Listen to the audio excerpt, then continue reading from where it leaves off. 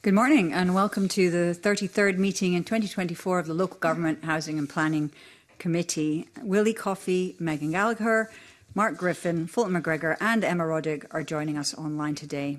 And I remind all members and witnesses to ensure that their devices are on silent. The first item on our agenda is to decide whether to take items 3 and 4 in private. Are members agreed? I don't see anyone complaining online, so I think we are all agreed. Please indicate vigorously so I can see you. The next item on the agenda is to take evidence as part of our scrutiny of the Scottish Housing Regulator. And firstly, I'd like to welcome Evelyn Tweed, MSP. And we are hoping to also be joined by Paul Sweeney, MSP, at some point. They're joining us for this item of business. And I'd like to invite Evelyn. No? Okay. All right. Moving on. So the committee will be hearing from the SHR at its meeting on the 17th of December to inform the session. The committee issued a call for views, and drawing on the responses to that call for views, the committee will be hearing from 2 panels of witnesses. And on our first panel, we're joined for this item by David Bookbinder, who's the director at the Glasgow and West of Scotland Forum of Housing Associations, Tony Kane, who's the policy manager at the Association of Local Authority Chief Housing Officers, otherwise known as ALACHO, Patrick Gilbride, who's a retired director from Dalmuir Park Housing Association, Daryl McIntosh, who is the Chief Executive Officer at Share Limited, and Alan Stokes, who's the policy lead at the Scottish Federation of Housing Associations, otherwise known as SFHA. And I welcome you all to the meeting, and there's no need for you to turn your microphones on and off. We'll do that for you, one less thing to think about. And I'd like to open our discussions this morning with a couple of questions around your general views. So we'll come to each of you.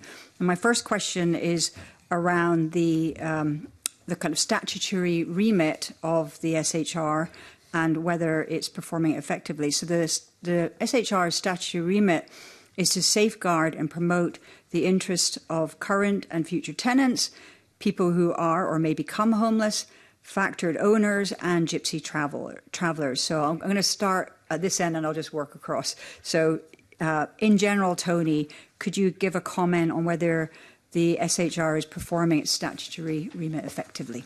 Yes, thank you. Can I start by declaring my interest for history? I previously worked for the previous version of the Scottish Housing Regulator, Community Scotland, in the Inspection and Regulation Division, and with a number of current senior employees in the Scottish Housing Regulator. So Michael Cameron in particular was a colleague for a number of years. And certainly the local authority sector is entirely comfortable with the way in which the regulator is performing, and we're certainly comfortable with the remit that it has. If there's a gap, arguably, it's that the regulator regulates providers, it doesn't regulate the provider landscape. So nobody is looking at the range of housing associations and local authority provision and taking a view about how appropriate that is relative to housing needs. But that's a minor quibble on my part more than anything else. Yeah, well, we represent housing associations from across the country, so of our 133 members, they vary greatly in size and vary greatly in type of service provided. So attached to that, they vary greatly in terms of their opinions on the regulator. So I think it can be dictated largely by the type of engagement and level of engagement that an organisation has. So last year we commissioned a research project to try and look at the regulatory framework in practice. So it gathered views from across the sector. There was 86 member associations fed into it. So I think it included interviews with statutory managers as well, and those that were subject to statutory intervention. So whilst the majority who fed into it had an overall positive view of the regulator, I think there were some concerns noted around approachability and consistency of approach and communication. So it's not so much around the statutory remit or the regulatory framework. It's more to do with, I suppose, the way it's applied in practice that maybe there's some concerns about. But as Tony says, if there is a gap, it's perhaps around maybe an appeals process that would be truly independent. But I think we'll come on to that later on in in the session. Okay. Thanks very much for that. Just on the communication, so you talked about how people were bringing up consistency of approach and communication. Do you have a little bit of detail on that? Yeah, I think consistency of approach was largely around each association is assigned a regulation manager. So I think what we were finding is that depending on who the regulation manager was, there was kind of a difference in opinion on how they would maybe apply the regulatory framework. So we're trying to find ways of ensuring consistency around that. I should probably add as well that the regulator has engaged with us in terms of the recommendations that came out of this report and has made some changes off the back of that. But there are still some things that are outstanding that we're working through. All right, great. Well, that's great that the work that you did has actually had some kind of brought about some change. Darryl, what about your thoughts? They pretty much echo what Alan's just said, to be honest, is the lacking consistency and there's no standardised approach.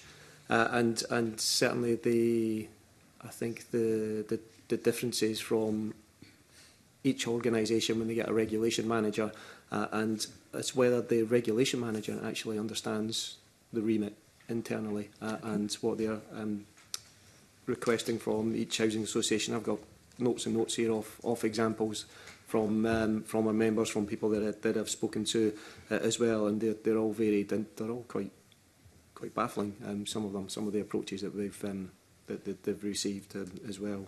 I'm sure we'll dig into that. Okay. As we go further. And if we don't, please, over the course of the questions, make sure we do. Good. David, your thoughts?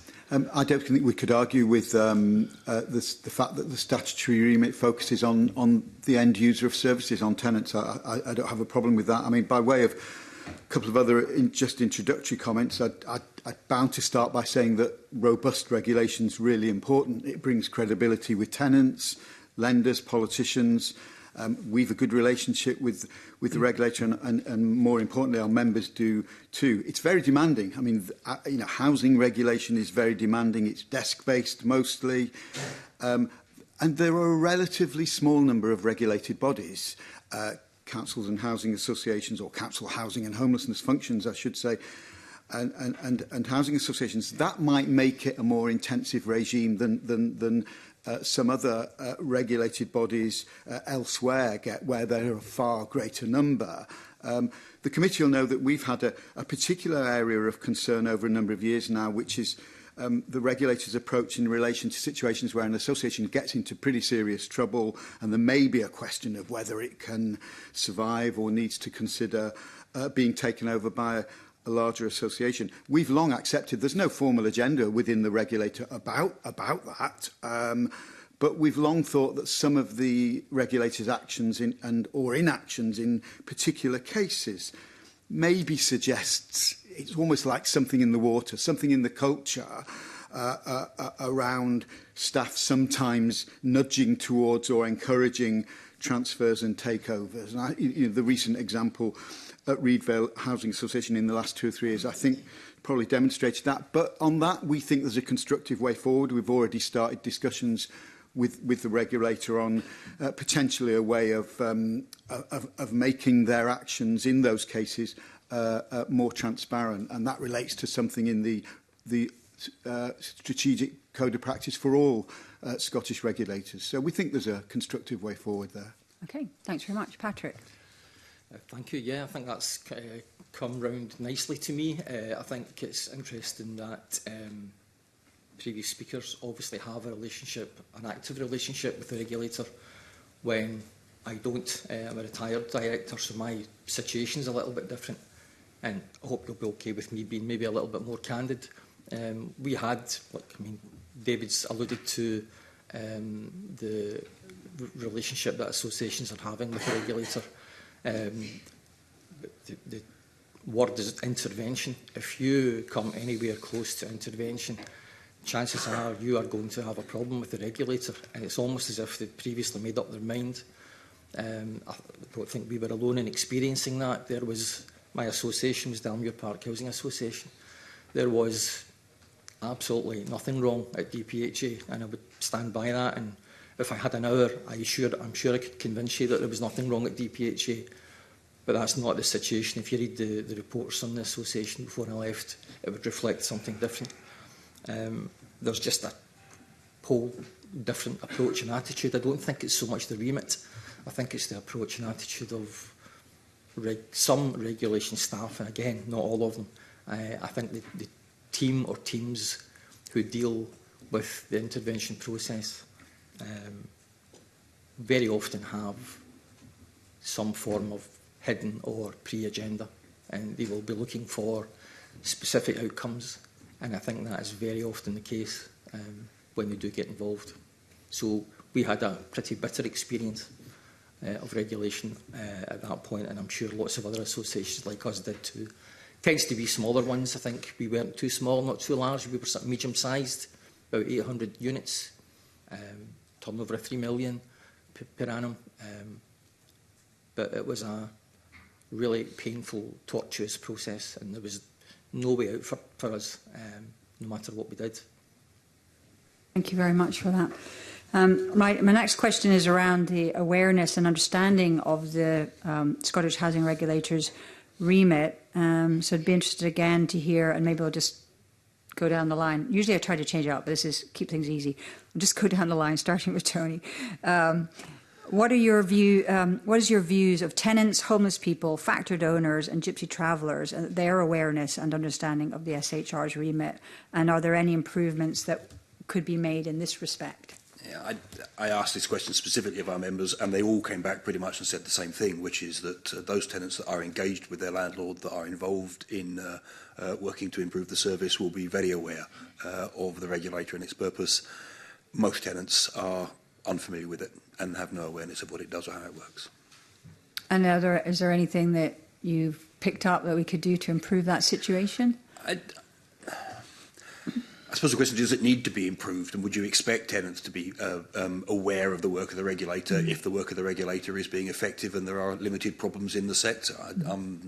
I think it would be difficult across 600,000 households to get to a place where they were taking an active interest in the role of the regulator, much in the sense that who pays an interest in the role of the financial regulator? You know it's there, but beyond that, you rely on the assurance that it's giving everybody else. So I'm not overly concerned about it, and the sector's not overly concerned about it. The reality is that only a small proportion of tenants are engaged and familiar with the work of the regulator. Okay, thanks. So actually your response has made me realise maybe we don't need to necessarily go to everybody, but if anyone's got anything new and different to add to what Tony's put forward there, please do indicate.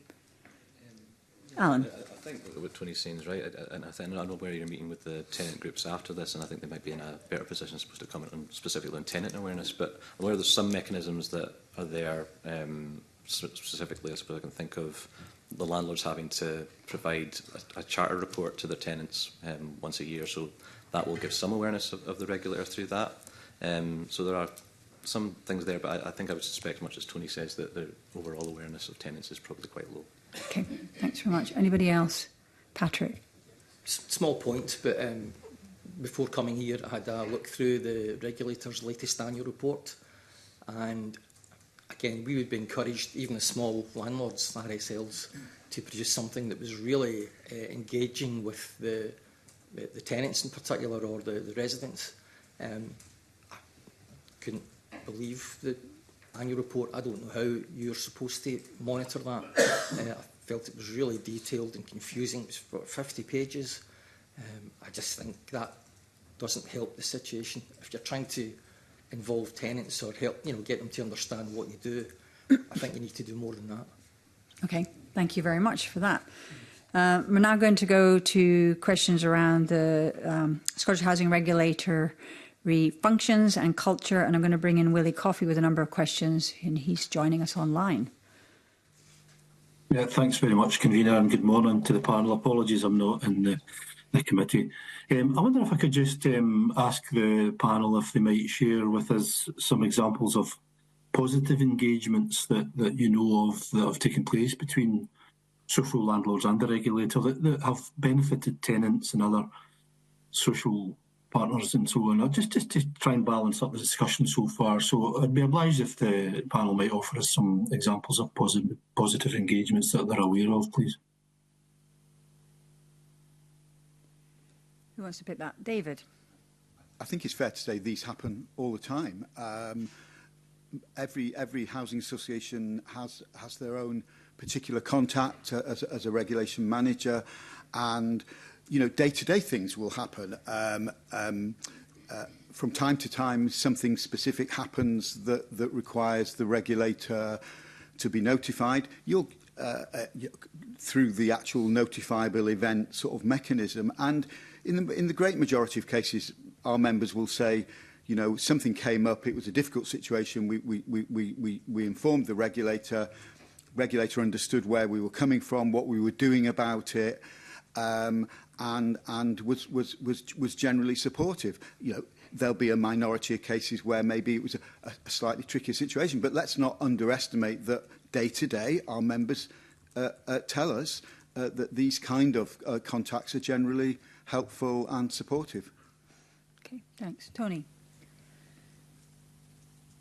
Yeah, I would echo that.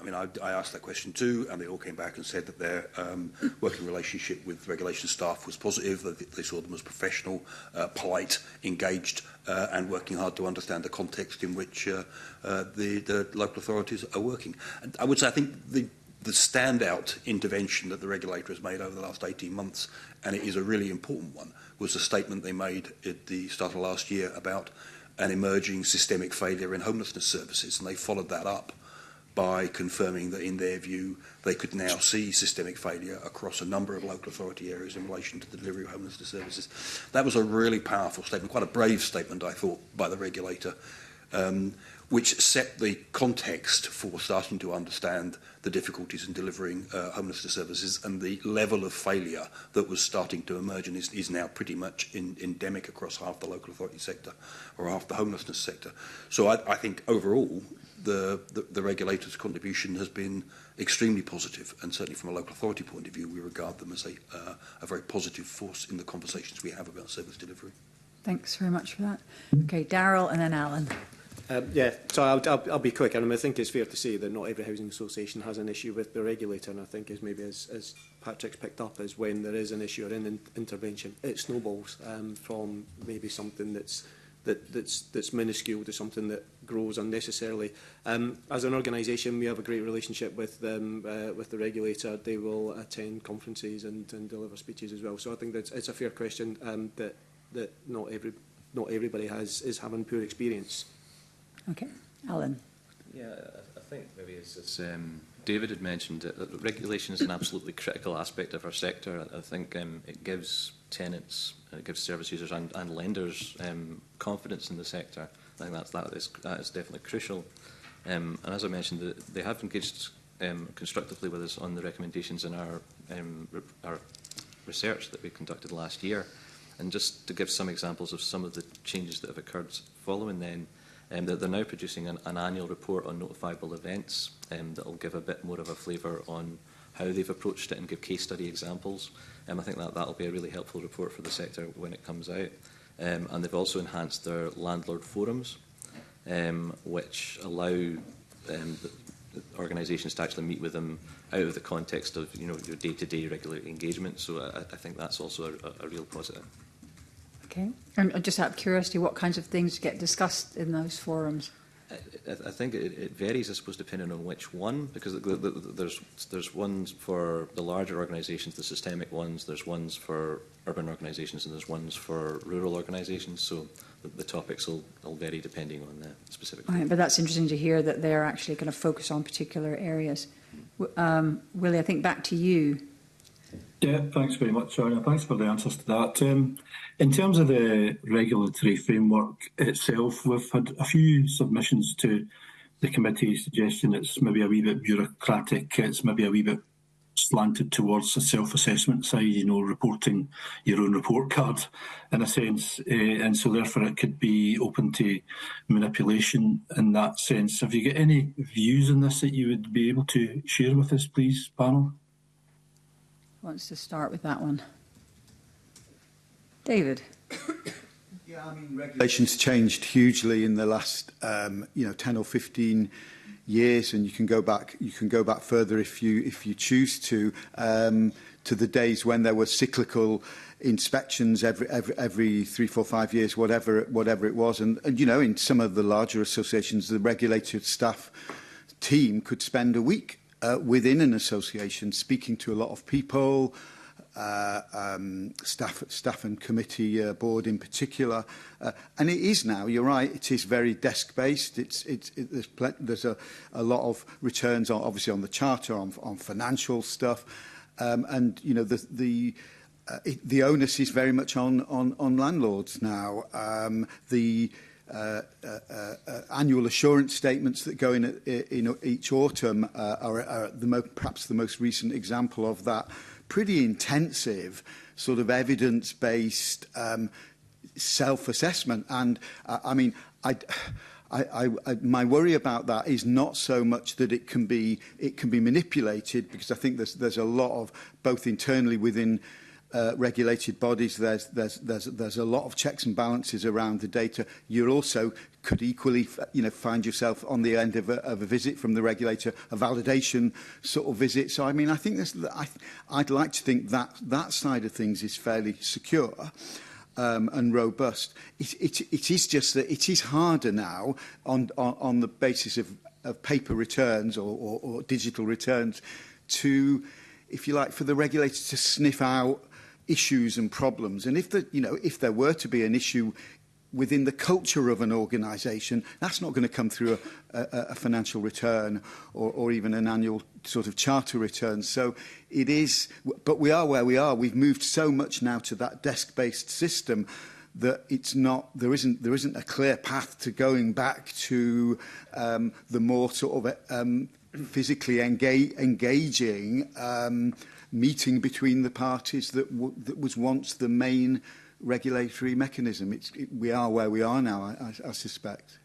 Okay, thanks. Tony? Yeah, the change in the way the Scottish Housing Regulator does this business is reflective of the way in which many regulators have shifted. So when I worked for Community Scotland in the inspection division, it wasn't a week. Local authorities were 4-week inspections, full-time on-site with a team of 6 people, in one case 5 weeks with a team of 8 individuals for one particularly large local authority landlord. It was very intensive. I think it was difficult for both sides. In the process, it could become a conflict-driven activity when you're raking through people's filing systems and digging out sometimes what might be regarded as relatively minor issues in service delivery. It's about a balance. I think there is some value in that more intensive level of scrutiny where it's justified. But I also think if you look at the annual assurance statements, and I took the time to read through all the local authority annual assurance statements last night, they show a degree of candour and a degree of understanding of performance which certainly was more difficult to evidence 20 years ago when I was involved in inspection. I think the local authority sector has come a huge distance. It understands its performance in a much better way, and it is much more open about those issues as well. And that's the product of long-term engagement with proportional regulation. So I think it works. And the SHR has the powers it needs where it feels further intervention is necessary. Okay, so just to clarify there, so you're talking about the balance, but you actually feel the way things are set up are good now because they could go in on a more in-person physical. In my view, and I base that strongly on what I read through the self-assurance statements. They were, for the most part, sufficiently detailed. They certainly focused on the key areas, and they provided, I think, in the local authority sector, councillors now have a better level of assurance about the performance of their housing service than they might have had 20 years ago when I was involved in inspection. All right, thanks. Darryl? I'm not sure about manipulation of the framework. It's perhaps more interpretation of it, and perhaps need to be detailed a little bit further, and whether that's the interpretation from the regulation staff, regulation manager, or from the housing associations themselves. There is grey areas, I think, are probably in it. Maybe that's coming through in a lot of the responses, certainly in the engagement we've had with those that have not had a pleasant experience. One example was an RSL were in engagement with their regulation manager, and they were asked to provide more information or detail, which they had already done on several times. They queried and asked again under what relevant authority this was under, and the response from the regulator was, we do not need to provide evidence, we are the regulator. So you would expect some level of authority referring to a section of the framework and why you would need to do this, but perhaps it needs to be detailed a bit more so there's a full level of understanding internally at the regulator and externally as well. So something that comes back to that communication piece, isn't it? Yeah. And also maybe an assumption that everybody remembers exactly the details of things. And I think you said it's good to be reminded as to why some body exists. Alan? Yeah, I think it is crucial to retain a kind of a risk-based approach and so to ensure that resources are diverted to where they are needed the most. I think that the data submitted by landlords as part of the annual return in the Charter is very comprehensive. I think that is definitely true, and the SHR is currently conducting a review of that at the moment as well, which we've fed into. I think one of the things that did come out of our research was about why the data is collected in certain instances and what the SHR is going to do with it. I think there has been some points where there have been calls for data and it's just not been clear why and what that will be used for. So more clarity around that, I think, would certainly be welcome. Okay, great. Willie, back to you.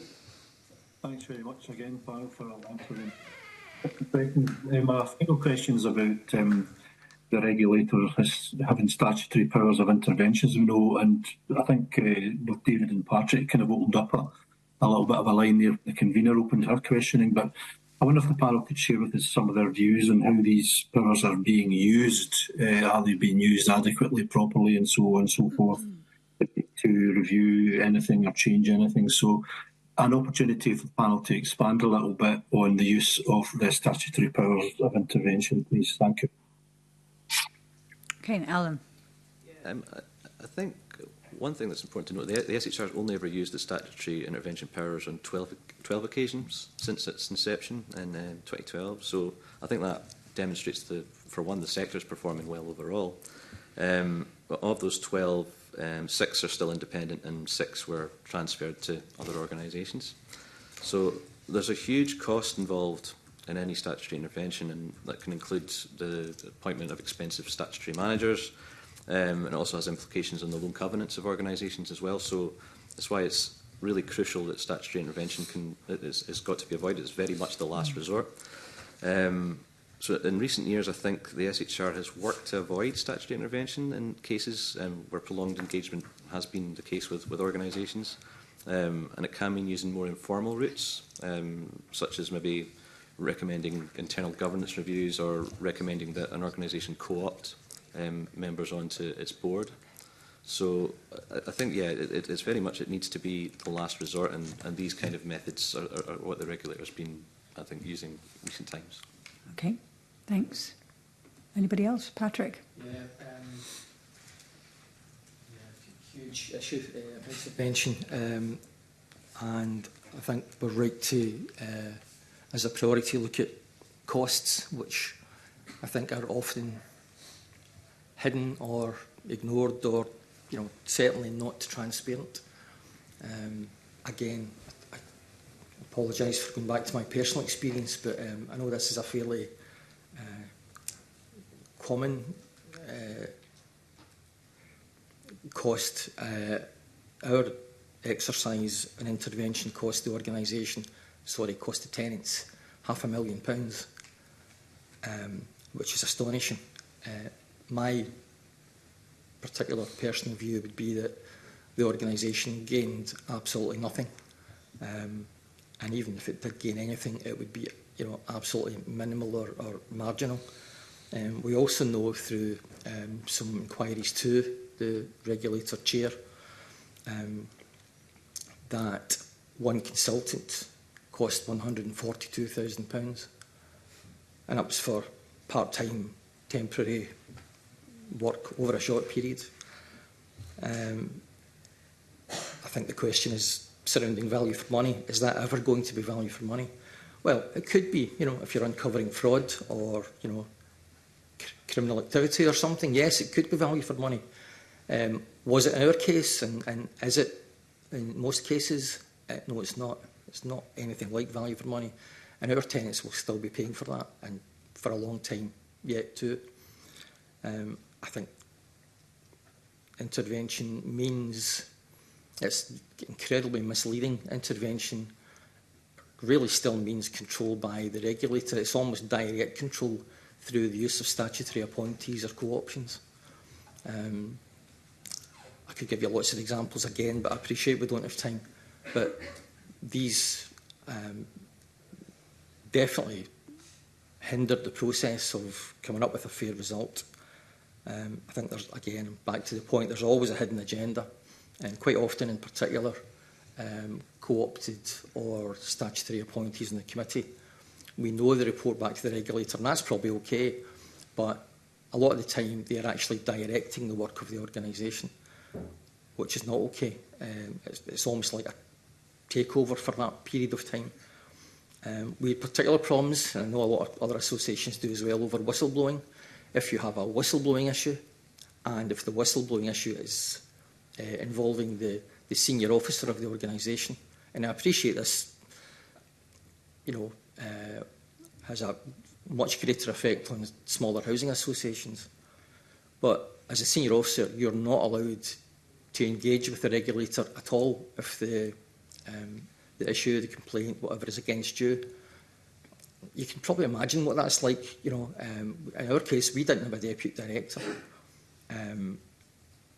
The regulator are dealing directly with committee members and expecting them to almost run the organisation on a daily basis, because in my case as director I can't be anywhere near it. It's farcical, and it just results in a spiral of decline, really. There's no option, but the committee will try their best, but their abilities are not running the organisation on a day-to-day basis. They are fantastically gifted, clever, committed, honest people, but that's not their strength. And again, in our situation, I think the regulator just, absolutely maximised the damage that could do, and that was a contributor to the outcome for us. So, intervention, back to that, it's a painful process, it's expensive, it doesn't achieve what it's supposed to. Thanks very much. Go to Tony and then David. Just very quickly to note the difference in the role of the regulator in relation to local government. They don't have a remit in respect of financial management or governance in local authorities. Those are principally the areas where they've raised concerns around housing associations. And there's never been a situation where the regulators felt the need to use its intervention powers around service delivery. So it's an area where we are unfamiliar with it, and we wouldn't expect to become familiar with it anytime soon either. Okay, thanks. David? I really welcome the fact that maybe I should touch wood, but there aren't any statutory actions around at the moment. As Alan said, there's been a limited number under this sort of guise of the regulator. But even where, if it could be argued that statutory intervention in the past has been justified, as Pat and others have said, I mean, the cost is unbelievable, and certainly into the 300,000, 400,000.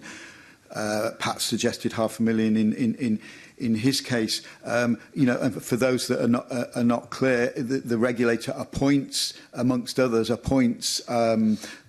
manager, and the association pays for that person on consultancy sort of daily rates. So it's and then you start adding in other consultants, potentially the financial penalty you might get from covenants being broken, that kind of thing. I mean, it is crippling cost.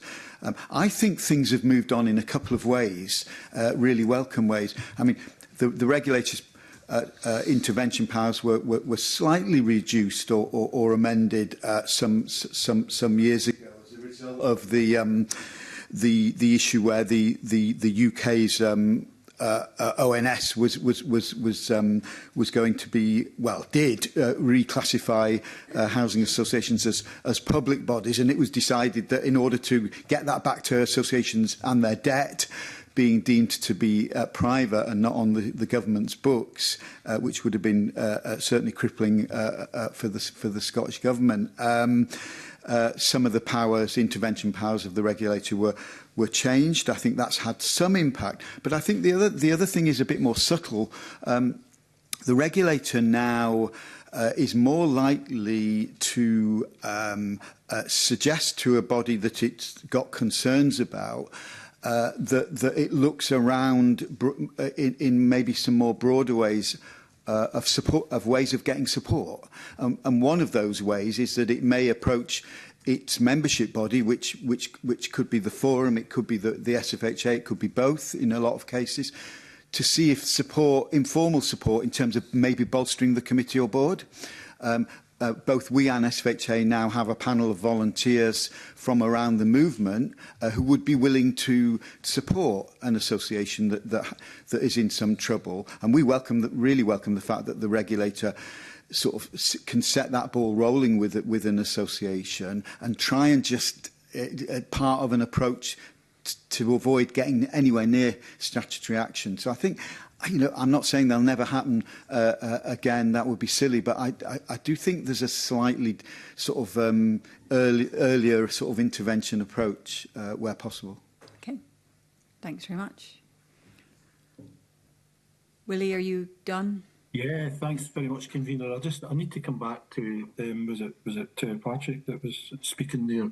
You mentioned £500,000 and £142,000 and so on.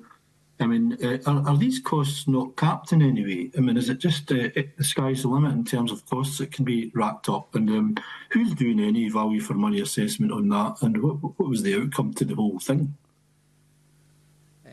Just great questions. No, there's no cap. It's limitless, basically, or so it would seem to us. Yeah. I'll just point out a couple of other examples as well of other consultants being used that add to the cost. I mean, just for the investigation process, it takes something like 9 months to go through an intervention investigation. At the outset, there will be co-options or statutory appointees or whatever. There will also be a consultant selected. And again, just as briefly as I can make it, our committee, again, where a committed bunch of individuals, very aware of the situation, very competent, they stood up to the regulator as much as they could at every opportunity, and for the right reasons. They did not want to spend a fortune on this. I mean, these were whistleblowing allegations that were absolutely preposterous, and that was the outcome. At the end, nothing was done about that. It was all dropped. But in the meantime, the committee wanted to appoint a local consultant to quickly investigate it and do it thoroughly and properly, professionally, but maybe also do it, fairly cost effectively. Not acceptable to the regulator. It had to be, at the end of the day, their choice. Again, there's this pretence that everything is selected and decided by the management committee, when everyone knows it's not. Everything is forced through by the regulator, and we ended up appointing a London-based consultant who had just finished a major fraud investigation in Northern Ireland. They came up from London at £1,000 a day plus expenses. It was just a complete farce. There was no need for it. Very, very quickly, the investigation should have been finished. The chair met the senior consultant from the investigation consultant's business, said no case to answer, everything was absolutely fine. They finished all the interviews, that was okay. Chairman shouldn't have done it, came up and told me, that's you, it's fine, everything's absolutely fine, no problem. And I'm thinking, well, yeah, that's the way it should be. But this is 6 months in. Regulators never spoken to me once, didn't speak to me at any point until I left the organisation, not in 9 months, never spoke to me. And chairman went in to see the consultant again, who had phoned the regulator, and they came back with another 5 allegations against myself and the chairman. So, change of plan. That was conducted over a telephone, and the outcome was exactly what the regulator later wanted. which was that further allegations were made. And I ended up being disciplined, but as I say, all the charges, all the allegations ended up being completely dropped. And all that expense for absolutely no outcome that helped the organisation. So good question, I think, you know. Thanks for that, Patrick. I know other members are wanting to come in, convener, so I'll hand back to you. Okay, thanks very much, Willie. I'm now going to bring in Alexander Stewart. Thank you, convener. Good morning. You've expressed this morning some concerns about culture and the approach and the robustness of the regulator.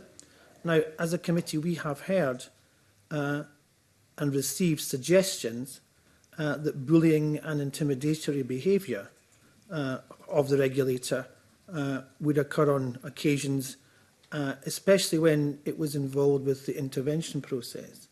And I think, you know, Patrick, you've given us a flavour of that this morning.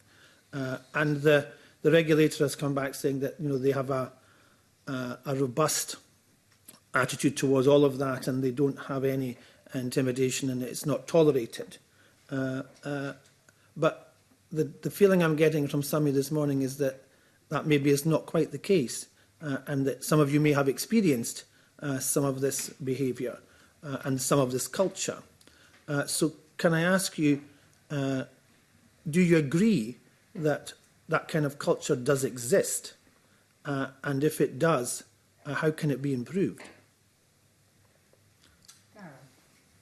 I've been in this role for just over 2 years, and I was in the private sector beforehand. And as I went out to engage with members and more people in the sector, I kept hearing that the regulator was this, and it was this. There was fear. It was like this mythical beast, and I thought there was an element of paranoia there until I started hearing more and more and more firsthand of the stories. And Pat's just kind of alluded to some more as well. There was another organisation that presented at one of our events, very similar story as well, along the same lines as Pat has. And then I thought it was maybe there was legacy issues as well, and perhaps the culture is being improved, and maybe it is. But I mean, only as I said earlier, I've got some examples here of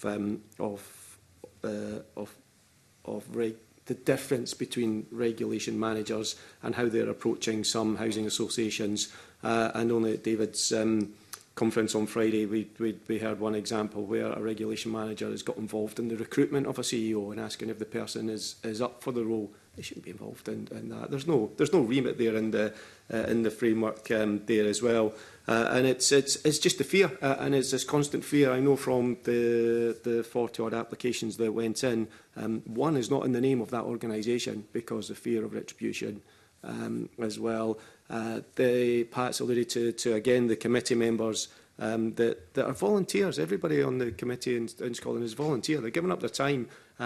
They were supporting, and I think we put it in our submission, that these people they're supporting the organisations, and yes, they like the element of regulation. Nobody's taken that away, but pretty much most of these organisations would flourish without a regulator because of the support and the passion of committee members. 2 committee members who were employees of another housing association were at their board meeting with the regulator there. At the end of it, they said they'd wished they'd taken their passes off because they get fear of retribution for the regulator picking up on the organisation they've come from. You can't have that. You can't have that. I mean, that's how you improve the culture. That's for the regulation board. That's strategic. How they deal with that. It's over to them, I would say. I mean, you know, that is a real massive concern. The individuals who are giving up their time and their talent to be supportive of an organisation are fear of the culture, that intimidation, that behaviour would stop them from A, continuing in that role, or B, being, you know, wanting to stand up and be counted. They would prefer not to be counted. They're happy to stand up, but they don't want to be put in that position where they can be put, as you've suggested. And Patrick, you've given us some clear definition this morning of the behaviour you experienced in your role as someone who was at a director level within an organisation. So, you know, this culture of fear is very evident and is something that requires to be addressed. But I don't know if anyone else wants to come in. Yep, Alan. Yeah, we did have, I think I mentioned at the top, some concerns around approachability of the SHR noted when we did the research, and anecdotally just from conversations with members. I think one of the things that has been said many times is that there are members who are afraid to pick up the phone to the regulator and ask for advice, because they feel that that might then lead to investigating other things. And I think where we're really keen to play a role is building a mutual understanding between the regulator and the sector. And I think there needs to be methods of doing that to try and build down that, I suppose, fear of approaching. Sorry? Nobody that I've spoken to has expressed a view in anything like any of that you heard in relation to from the housing associations. I read through the local authority responses to your own call for evidence, and they were all universally positive about their involvement with the regulator, the professionalism of the managers that they spoke to and the teams around them. Nobody said to me that they've ever experienced anything that they felt was bullying or intimidation, and their relationships have been entirely professional from start to finish. So there is no sign of any of these issues in the engagement, and it's the same people engaging with local authorities. No sign of any of these behaviours so far as the local authority sector is concerned. Yeah, I mean, I think that sometimes there will be a definite perception of for a lay committee member, particularly for a chair of an association, and chairs can come from a whole variety of backgrounds, professional or otherwise. They may or may not be tenants or owners or whatever. The regulator will sometimes wish to speak directly with a chair or other office bearers, or indeed the whole committee, but particularly when they want to engage with a chair, that can be certainly feel intimidating. I'm not going to use other terms for that, but I think some of the feedback we sometimes get is that for lay board members that there can be challenges there. I mean, we're more likely to hear day to day not of suggestions of harassment or bullying, but of overzealousness, really, just of wanting to be almost micromanaging an association in certain cases. And Darryl gave one example of an association recruiting. That's more common. But I think where we've had a sense of a perception in the past of intimidation, it will sometimes be not so much from senior staff, but from committee or board members who are, in a challenging position. Yeah, thank you. Again, sorry, back to personal experience. I could maybe give just one more example. Again, when the regulator are insisting on the management committee taking on board 2 co-opted committee members, the first meeting the co-opted member attended was minuted. Again, it shouldn't have come anywhere near me, but again, the absurdity of the situation is that the regulator are meeting my management committee, and I'm not meant to know about it, but it's in my room. So, it's in the evening, but they actually go away and they left all the paperwork. So the minutes from the previous meeting were all there. And, sorry, I'll be very brief, just a quick extra. This is an extract from the meeting on 17th of August 2017. It was confirmed by, this is a co-opted member, it was confirmed a tight process would give a more substantiated decision, ensure less union involvement, and may prevent any appeals process. It was noted that organisations such as EVH or SFHA could assist with recommending consultants or assist with a temporary brief. There were also numerous legal advisors with this type of experience to choose from.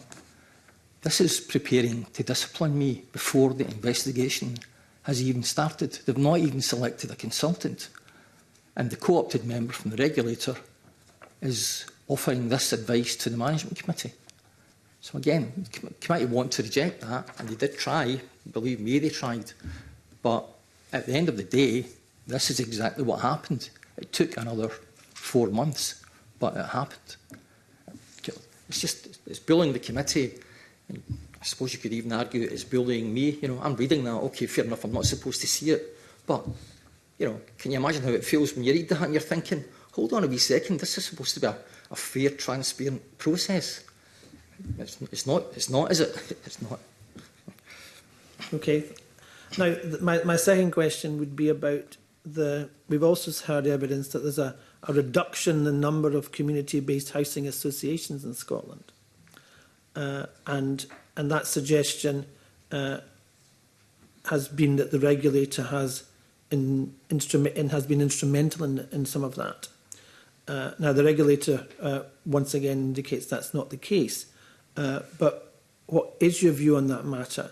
Is there a need to strengthen the protections for community-controlled housing in Scotland? David. I mean, as a sector, our members, as community-based associations, are not necessarily looking to be regulated in a different way, looking for a sort of somehow a separate framework for them, but simply to for it to be acknowledged that if it's a situation where a community-based association, probably a smaller association, is in some trouble, there is greater attention paid to what the consequence would be for the association and for the community of losing that association to a larger national or UK-based association, and certainly there will have been losses of community-based associations in the past, and indeed other types of association, which were perhaps inevitable and did have to happen for a wide variety of circumstances. There are some that we think probably didn't. There's been one, obviously within the sector, well-known one quite recently at Reedvale in Denniston in Glasgow, where it was just about avoided, and now the association is working really well with the regulator to forge hopefully a good future. But let me give a couple of examples of what, you know, because it sounds a bit abstract sometimes.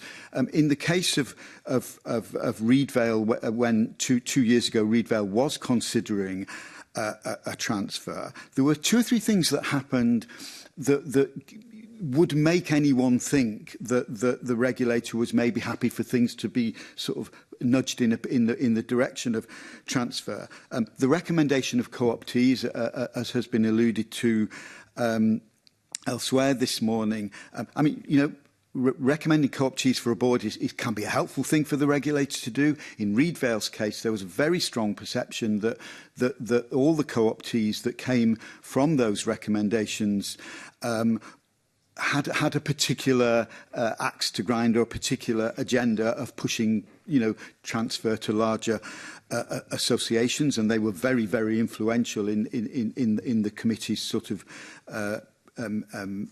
workings from that point of being co-opted. But the prime example I always want to give is that an association facing difficulties and looking at its options will have usually conduct a formal options appraisal exercise, and it is a regulatory standard that if you're doing an options appraisal which could result in constitutional change, and in this case disappearance, you must consult tenants and other stakeholders. The people running the transfer process or the decision-making process at Reedvale didn't even inform tenants during the options appraisal process, let alone consult them. The regulator knew about that and simply let it go. And it's not often that the regulator lets you breach an important regulatory standard. So, you know, you can't blame us for coming to the conclusion that if they were happy to overlook that breach, then is there not an agenda there? But back to the present, because the Scottish Regulators Code of Practice helpfully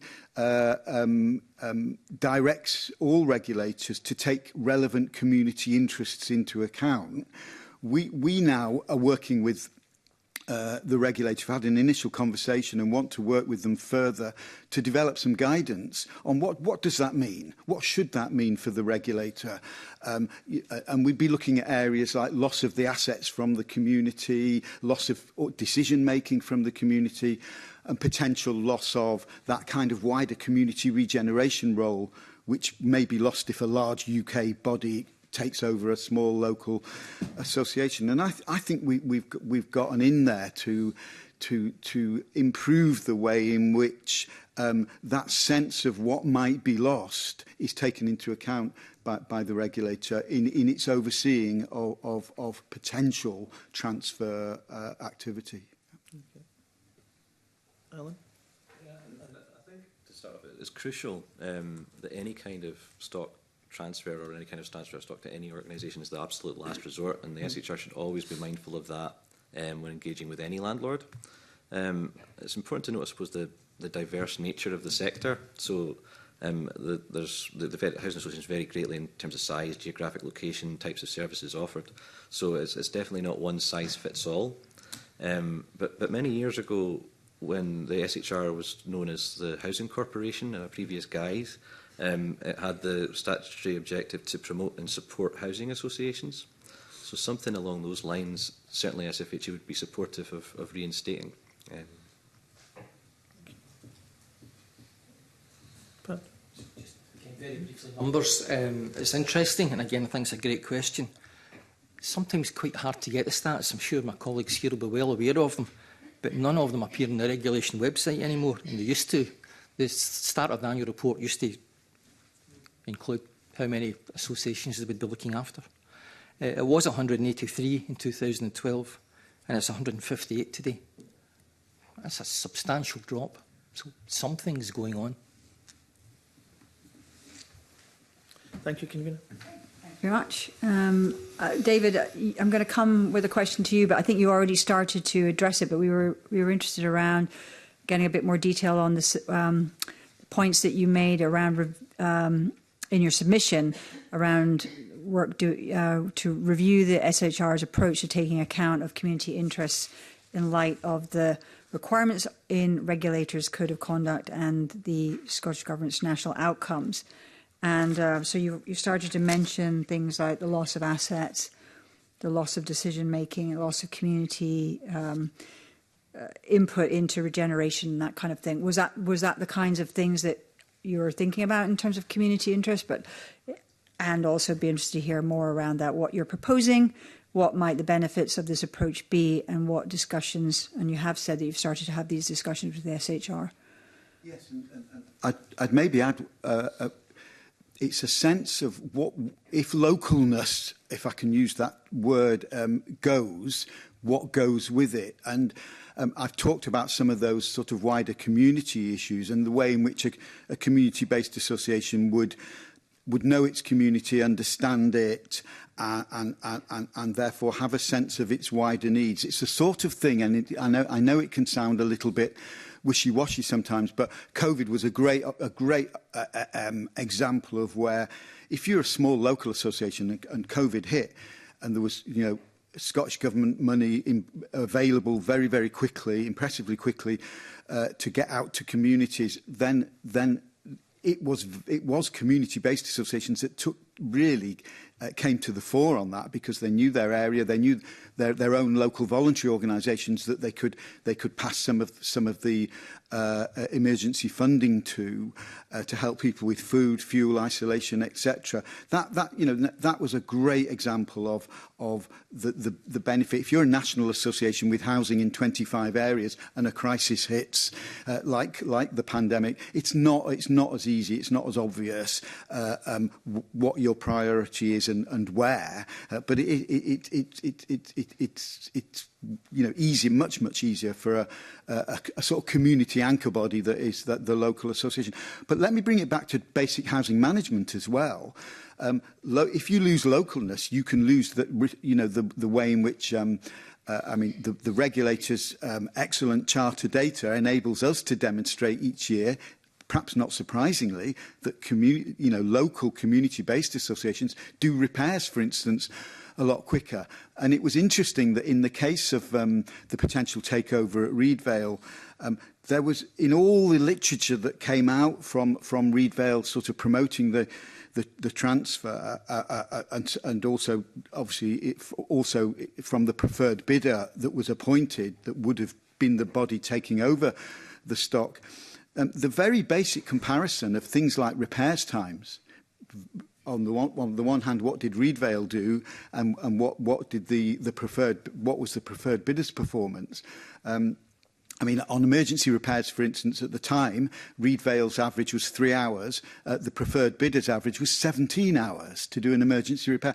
It never featured. Now, I know the regulator's not running that process, but they are keeping a very close eye on it.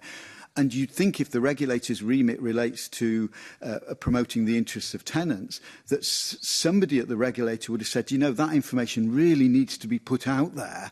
But bringing that back to a broader remit, a broader sense of the regulator taking community interests into account, that's exactly the sort of thing that I would have in mind. You lose localness, you're going to lose some very key local services relating to maintenance, relating to looking after the environment, things that really matter to tenants. Thanks very much for that. And I think also we're obviously in Scotland looking at the community wealth building agenda and how we bring that forward. And I would imagine having a community-based anchor organisation in the community, there's a lot of potential there to really do that wider regeneration that you mentioned earlier. Yeah, indeed. In fact, we're often asked, what is community empowerment? What's community wealth building? We think community-based housing associations are a prime example of that. Yeah. Great. Thanks very much. And my next question is going to go specifically to you, Alan. And you've actually already started to talk about your work based on the research you've been doing.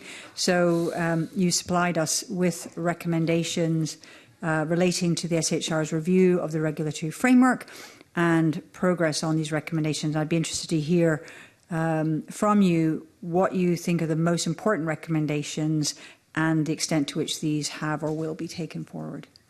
Yeah, I think I've touched on a few of the recommendations that have been taken forward. The regulator has engaged very constructively with the report since we produced it, and I think that's shown by the note file of events report that they're now going to produce on an annual basis, and as I say, some of the actions that they've taken around the landlord groups that they've formed. I think the ones that are maybe still a little bit outstanding are around the specifics around regulation managers and the role that they have, and trying to define that a bit more clearly. And I suppose it's that element of consistency of approach across different regulation managers and how we can find methods of making that a bit clearer. Did you have any suggestions around training, capacity building, that kind of thing? Those sort of things I think would be welcome. I think also regulation managers engaging more with the sector through the landlord groups and things like of that nature might be helpful as well, because I think it tends to be more at chief executive level or senior level that would take part in those groups, and the regulation managers only really ever engage with the individual organisations when it's part of the regulatory engagement process. So. Okay, yeah, and certainly there's something about being in more regular contact with. Yeah, it kind of removes there's more of a connected interrelationship there if you're actually in touch with who you're working with. I think that would help, and that kind of more informal contact I think helps to break down some barriers and build relationships as well. Okay, thanks very much. We're going to move to another area of questioning around appeals and oversight, and I'm going to bring in Emma Roddick, who's joining us online.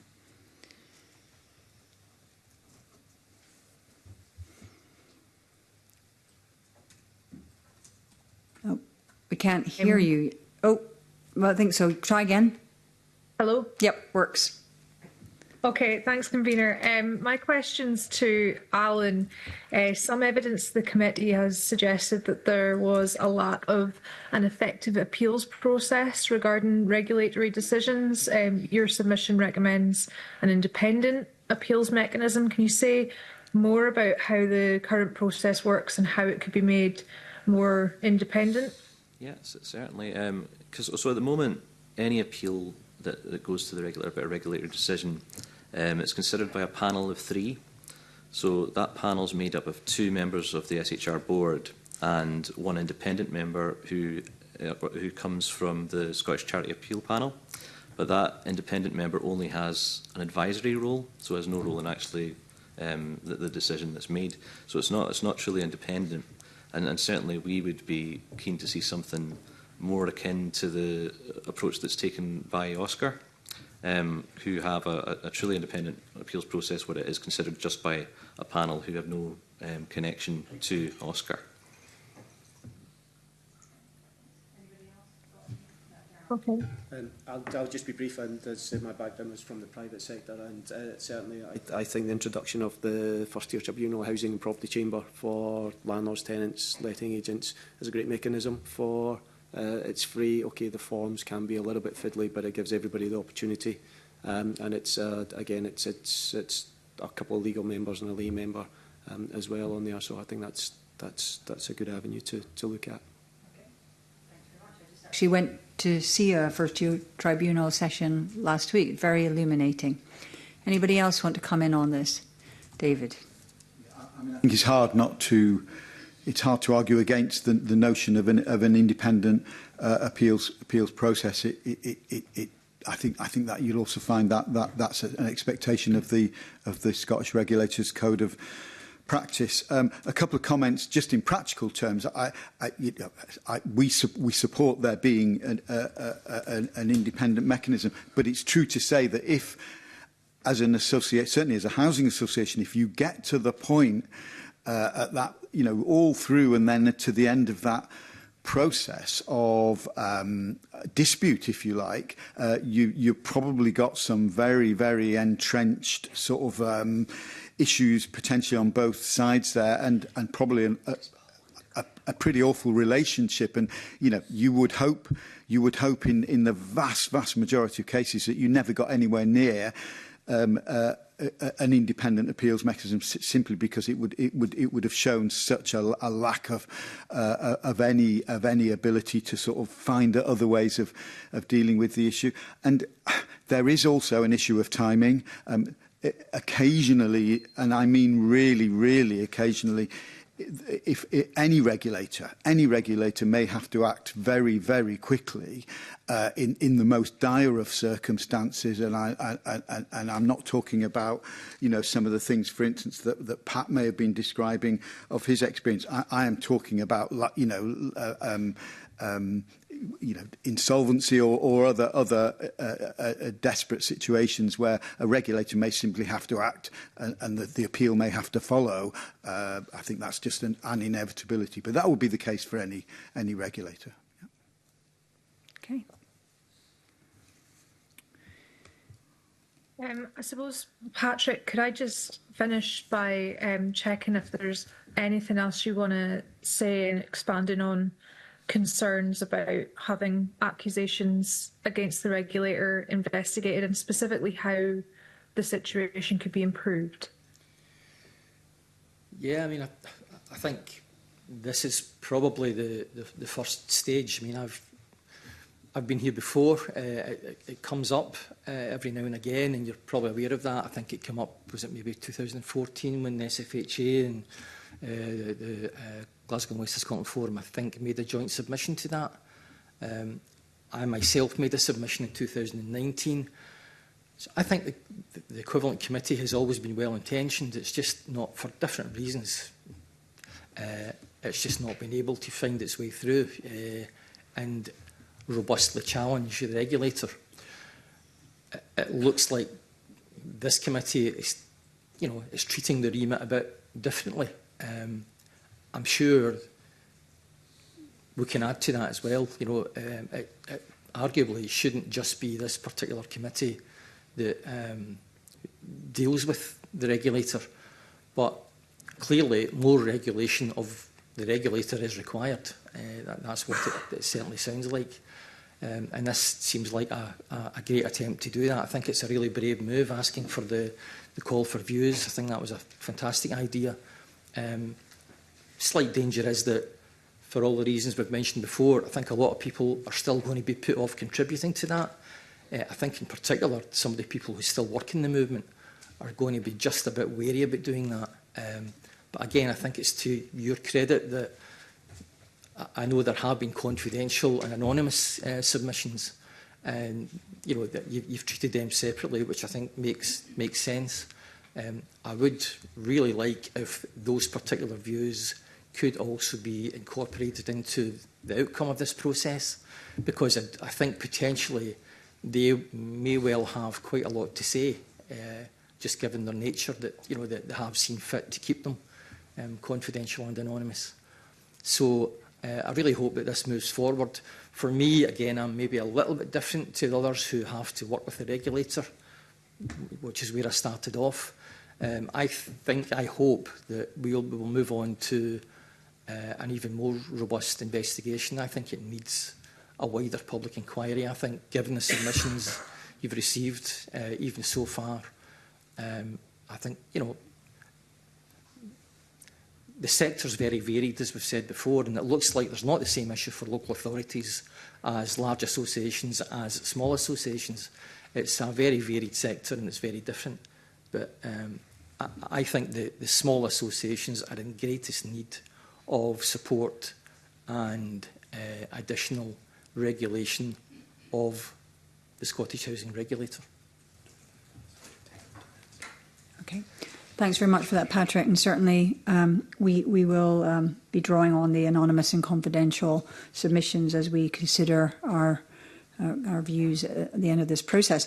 I'm now going to open time up for Evelyn Tweed and then also Paul Sweeney to come in with some questions. So we'd love to aim to finish around 25 past, so a little bit under 10 minutes each. Evelyn. Me along today. I would like to declare an interest as a member of Lower Burn Housing Association and a former housing professional. And good morning, panel, and thank you for all your information so far and your answers. Convener, if you'll let me, if I may, I'll just have a short statement and then I've got a question. Okay. Mr Bookbinder and Mr Stokes appeared before a similar committee almost exactly 10 years ago to raise serious concerns about the Scottish Housing Regulator, which Pat had just alluded to. The current GWSF submission highlights disproportionate Scottish Housing Regulator interventions, particularly affecting smaller associations and potential takeovers. SHARE's submission points to sector-wide fear and distrust of the regulator. Meanwhile, the SFHA calls for a truly independent appeals mechanism for RSLs, akin to what charities have through the Office of the Scottish Charity Regulator, or OSCAR. It seems to me that little has changed over the past decade. And as touched on, the Scottish Housing Regulator introduced a complaints policy that is neither independent nor trusted, leaving it rarely used. And as a result, various committees and MSPs, including myself, have continued to hear the same criticisms about the Scottish Housing Regulator, that there is no effective scrutiny of the SHR's exercise of its statutory functions. Would witnesses today agree that the best way forward is to amend the current housing bill to establish an independent appeals process for RSLs, equivalent to the appeals process open to charities to appeal decisions of OSCAR? And I would like to open that up first to Mr Stokes. Short answer is yes. I suppose I think it would definitely be, as we've already talked about, it's the devil's in the detail, I suppose, and how that would work. And I think David's pointed out some of the issues around slowing down the process that we need to make sure that didn't do that. And I suppose it is just a case of how it would work in practice and which regulatory decisions would be subject to appeal. So it's kind of the devil's in the detail, but definitely we would support including an independent appeals mechanism and adding that into an amendment to the housing bill. Yeah. Perfect. Mr McIntosh? I think what the question that regularly gets asked is who regulates the regulator. So yeah, the short answer, yes, we would support an independent appeals process, but it probably shouldn't stop there. I think what we're finding is the issues with the framework, and as I mentioned earlier, there's so many grey areas, and whether that's interpretation from the RSLs or internally, or is just an additional level of training qualification required from the regulation staff as well. I don't know, but yeah, that should be, I think, just part of the process. Thank you. Mr. Bookbinder?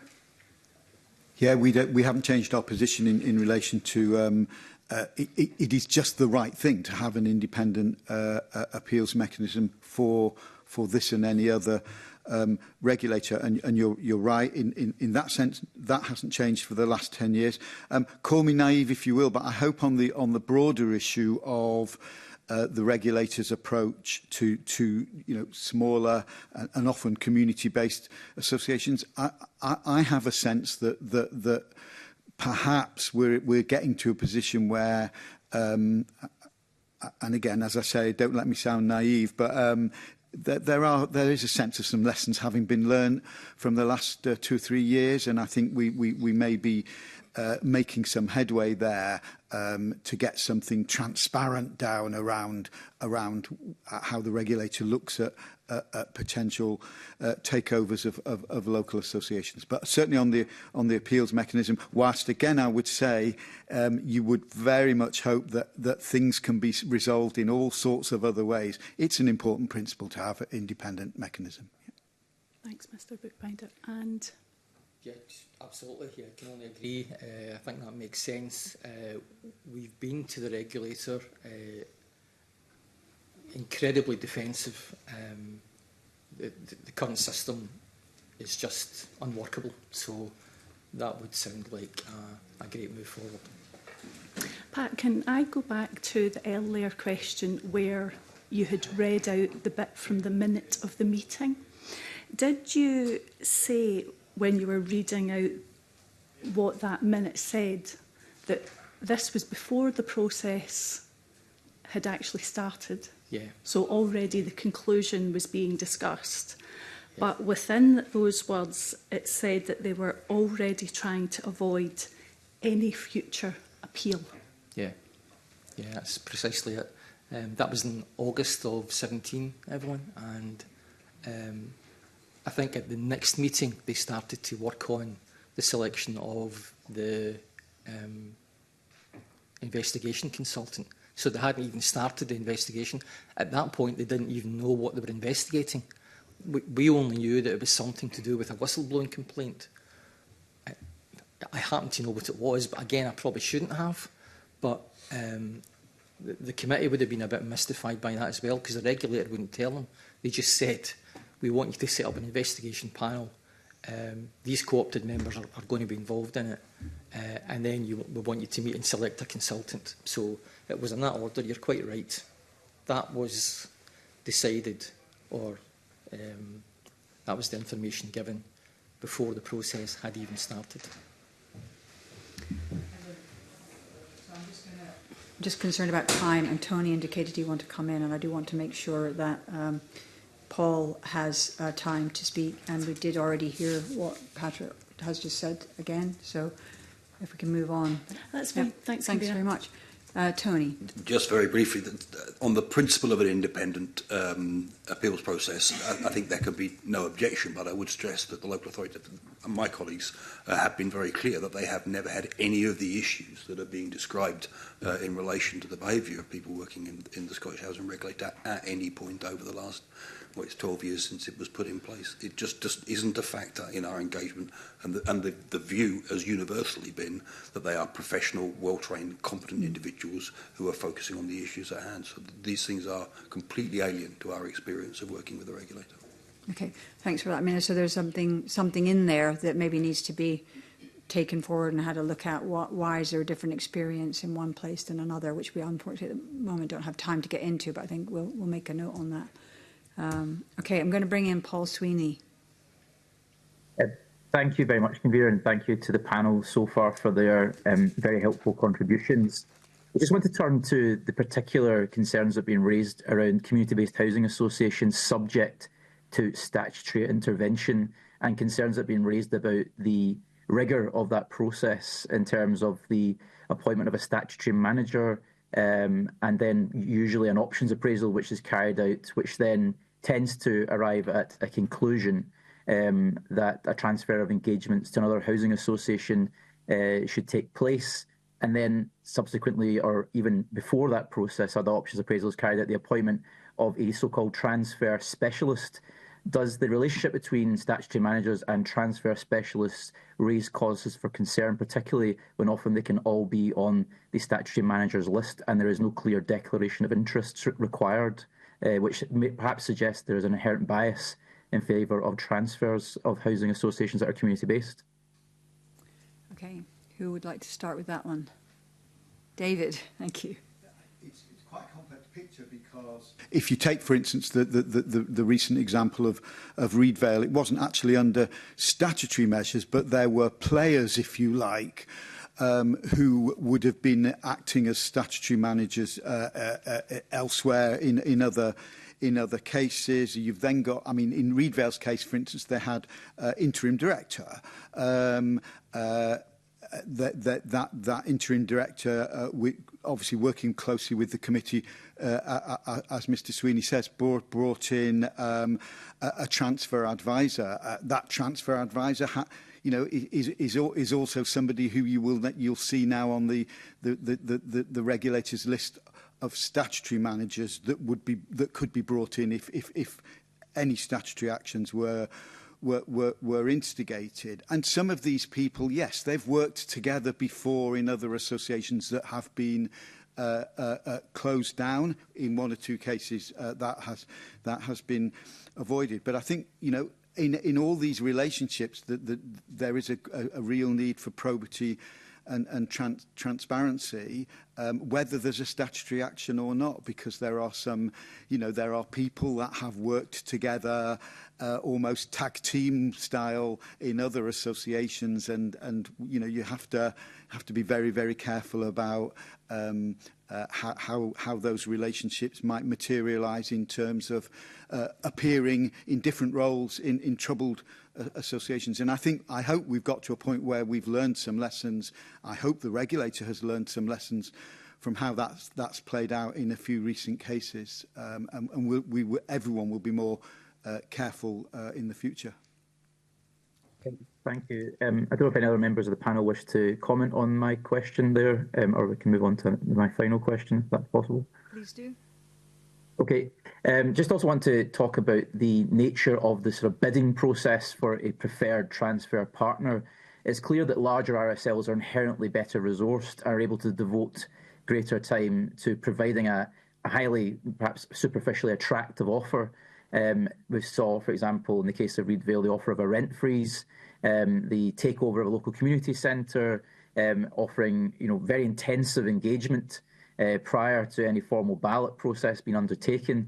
Is it the case that the process where the regulator is insistent that they don't take a view on structures or are neutral about structures of larger RSLs vis-a-vis smaller community-based RSLs actually will inherently favour larger housing associations able to offer a loss-leading bid, if you like, to attract tenants to a transfer, even though ultimately it will lead to the loss of asset wealth within that community? Okay. Who wants to pick up that? David. Thanks.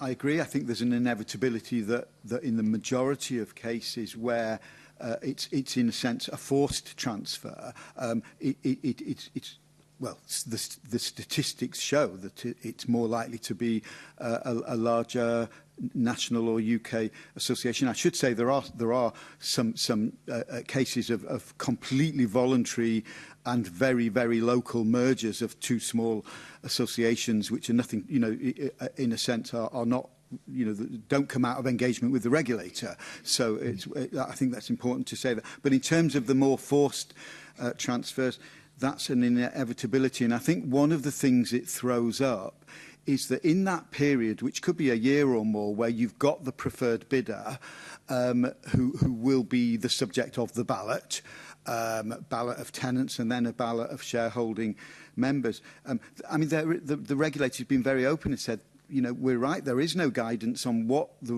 a preferred bidder does in that year or so, or however long it might be, before the ballot. And if you know, a preferred bidder is entering into a financial transaction in the local area before the ballot, you know, in the Reedvale case, it was a transaction to reopen the neighbourhood centre, which on the face of it is a helpful thing to do. But is it right that a bidding organisation should be entering into financial transactions locally before a ballot? It just does not feel quite right. And I think that, you know, the regulators said they'd be happy to work with us on some guidance on what a bidding organisation does in that process. It can't stop them making a promise on rent freezes and things like that. I think that's their prerogative.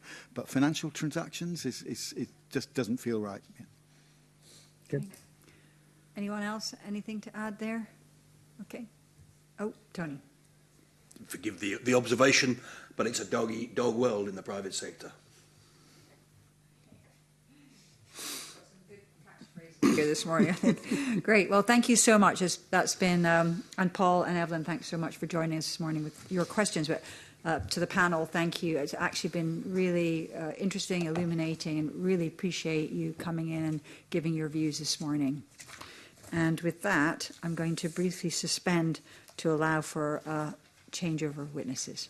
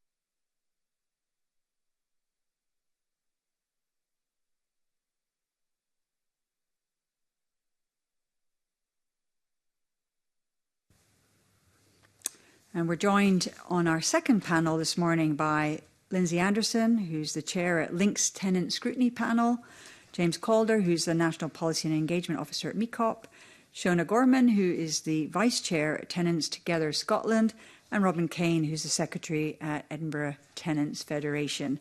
And just wanted to let you know that there's no need for you to turn your microphones on and off. We'll do that for you. And we're going to be directing our questions as much as possible to specific witnesses when that's appropriate. But you are all welcome to contribute. Please do signal clearly so I can catch your intention to come in. And before we begin, I understand, Robin, that you would like to make a brief a declaration of interest relevant to this session. So, Robin. Yeah, I am a tenant advisor for the housing regulator, so you just should know that. Okay, thanks very much.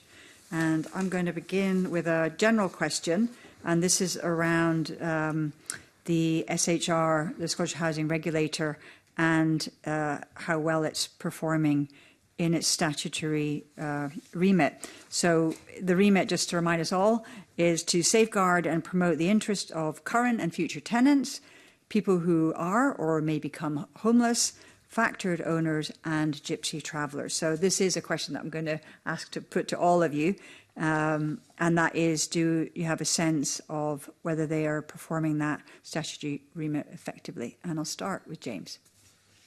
Thank you very much, Convener. So MECOP work primarily with Scotland's unpaid carers from minority ethnic communities, but a large part of our work has been with the gypsy traveller community over recent years.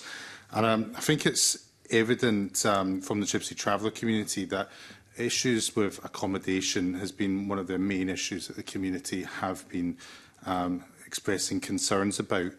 A number of the community live on social landlord-run sites across Scotland, and to be blunt, it is extremely variable, the standards of the sites, and many of them are just not hitting the Scottish Government's minimum site standards. There has been some progress in recent years. The £20 million fund has helped in some of the sites, but there are others that are in extremely poor condition. We've got sites that are built by landfills, which have significant environmental concerns that have a direct health impact, and this is on children as well. We've got sites where the conditions are poor, but we're also finding as well that actually the capacity of sites has been reducing as well. And recently there's been an example in Dundee of the site being closed without really any kind of provision being provided for the tenants on the site. So, in answer to the question, I don't think that the members of the gypsy traveller community have been properly served by the Scottish Housing Regulator. I think that there's so many members of the community that are finding that their voices are not being heard, that they that they're living in accommodation that is just not up to standard, that there's so many that are effectively becoming homeless because local authorities and housing associations have reduced capacity in recent years on their sites, and it's just not good enough right now. Thanks. Robin. So I can really only speak on Edinburgh because that's our main focus, but the social housing in Edinburgh is not up to standard, and we really do feel that the housing regulator should be doing more to push the council to update the standards. We've got something like 5,000 homeless as well, and there's not really any push from the government or the housing regulator to kind of fix that. So that's a big concern for us. We also get the same kind of talk about the gypsy travellers just because the sites aren't great. So yeah, I think they're failing in that aspect. Okay, thanks. Lindsay. I think the Scottish housing regulator does carry out its duties in a limited fashion because of limited resources. Given the expansion of care and other reasons in social housing, there's a tremendous variety exists within the sector. And to cope with the variety with any level of knowledge would be impossible for one individual. So I'm concerned about the resources that are available to the housing regulator, because I think at the moment they can't facilitate their roles effectively. Okay, thank you. And Shona? Yes, firstly I suppose in a declaration of interest I should say that I'm a board member of Link Housing Association, tenant board member that is. We had Tenants Together, which is a national tenant organisation. Mixed views were expressed. We feel the effectiveness of the regulator's performance in relation to its duty is variable. For instance, in relation to tenant and service user safety, members are keen to see the SHR take a stronger approach, in particular in relation to dampness and mould, the quality of a temporary accommodation and breaches of the unsuitable accommodation order. In relation to gypsy travellers, members noted that they are keen for the SHR to take a stronger role in regulating the quality of sites, with particular emphasis on health and safety. When we recently met, we a liaison group from Tenants Together meet regularly with SHR.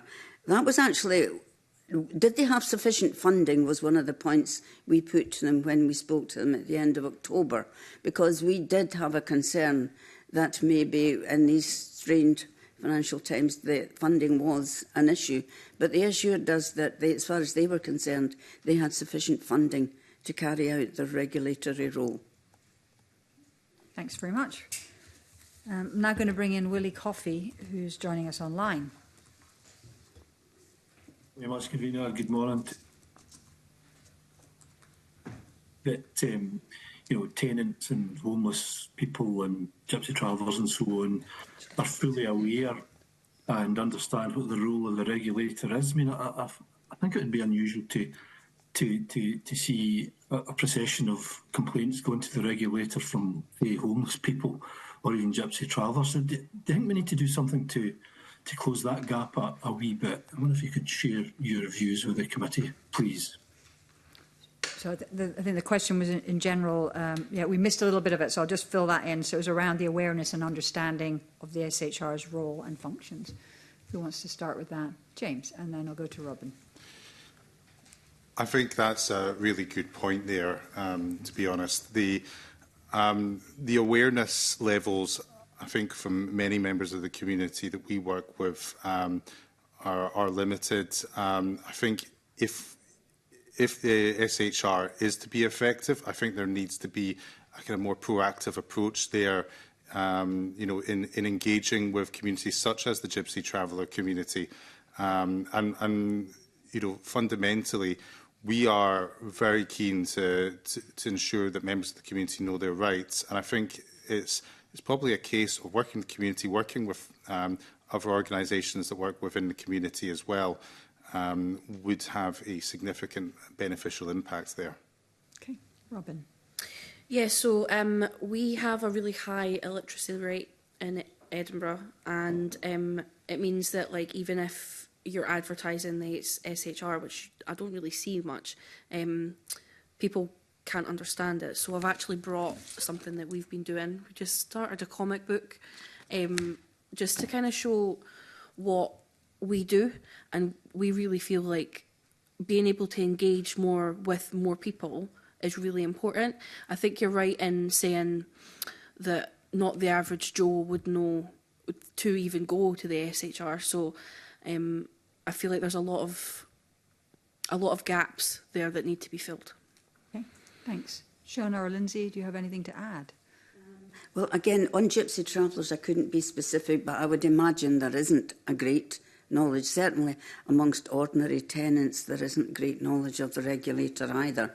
Interested tenants, obviously, who are involved in participation, scrutiny panels, etc., may know, but the majority of tenants, no, I don't think they're aware of the regulator. Okay, Thanks. Willie, would you like to come back in with your next question? Thanks very much, Convener. That's quite an illuminating set of answers from the panel members there. It's about bridging a gap, really, isn't it? If there's a service there that can be carried out for people, specifically carried out for those people, and they're just singularly unaware that the service is available, an issue to solve there.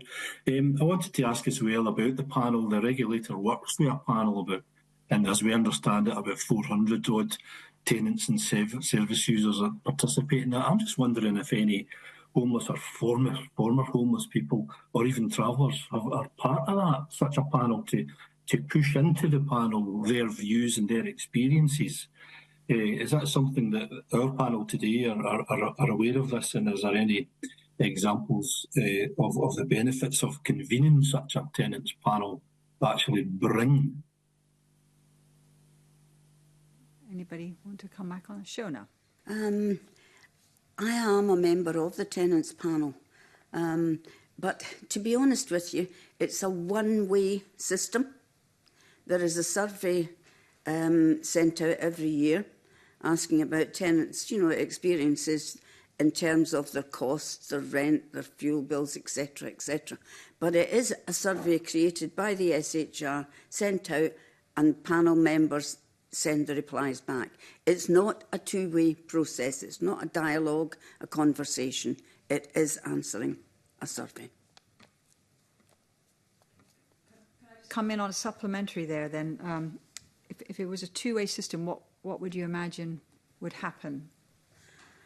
Yes. I just feel sometimes that the same questions are asked every year. They're quite prescriptive.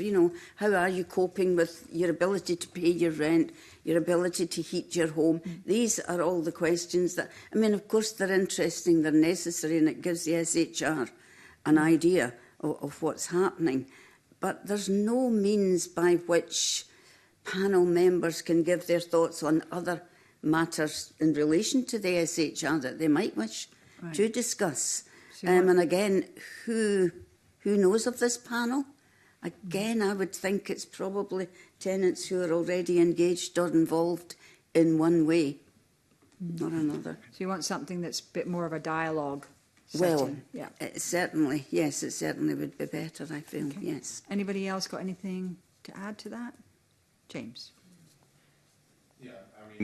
I just think that's absolutely right, and certainly, we're members of the Gypsy Traveller community. We find that actual proper engagement, proper dialogue is much more likely to yield results than simply shoving a survey through to members of the community. Because actually, and this will go with all tenants, whether they're members of the Gypsy Traveller community or not, there's going to be different tenants going to have different issues, and there's going to be that sort of variation around the country as well.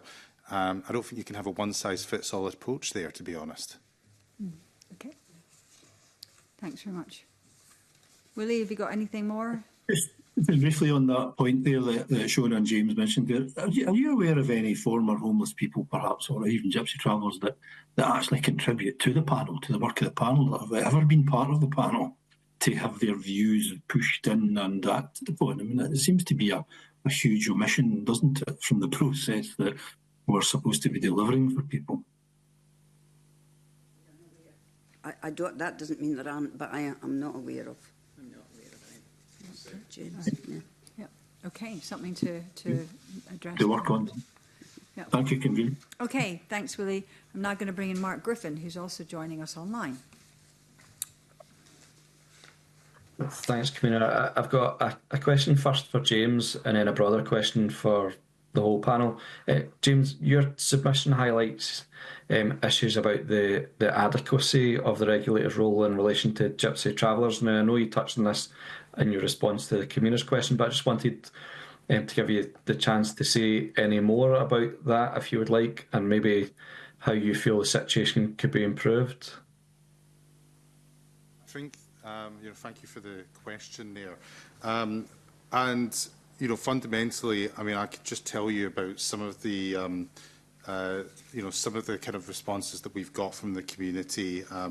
In terms of the sites, we have residents that are living in sites that have substandard facilities at them. So Gypsy Traveller sites will tend to have amenity blocks in them, for instance, where they they can do certain sort of deal with the kitchen stuff, that kind of thing, the toilets. So often there's mould issues that are sort of out of control. They're in sort of really poor nick. They've just been kind of left effectively in a state over years and years and years. And so obviously we've seen the kind of minimum site standards be brought in, but it's just in too many places they're just in such bad condition.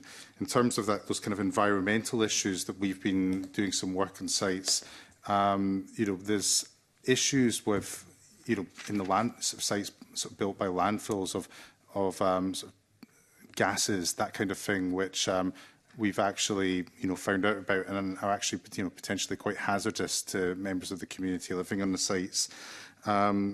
Just in terms of also homelessness for the community as well, there's just not adequate provision in Scotland. So in recent years, we have seen capacity decrease significantly across Scotland as well.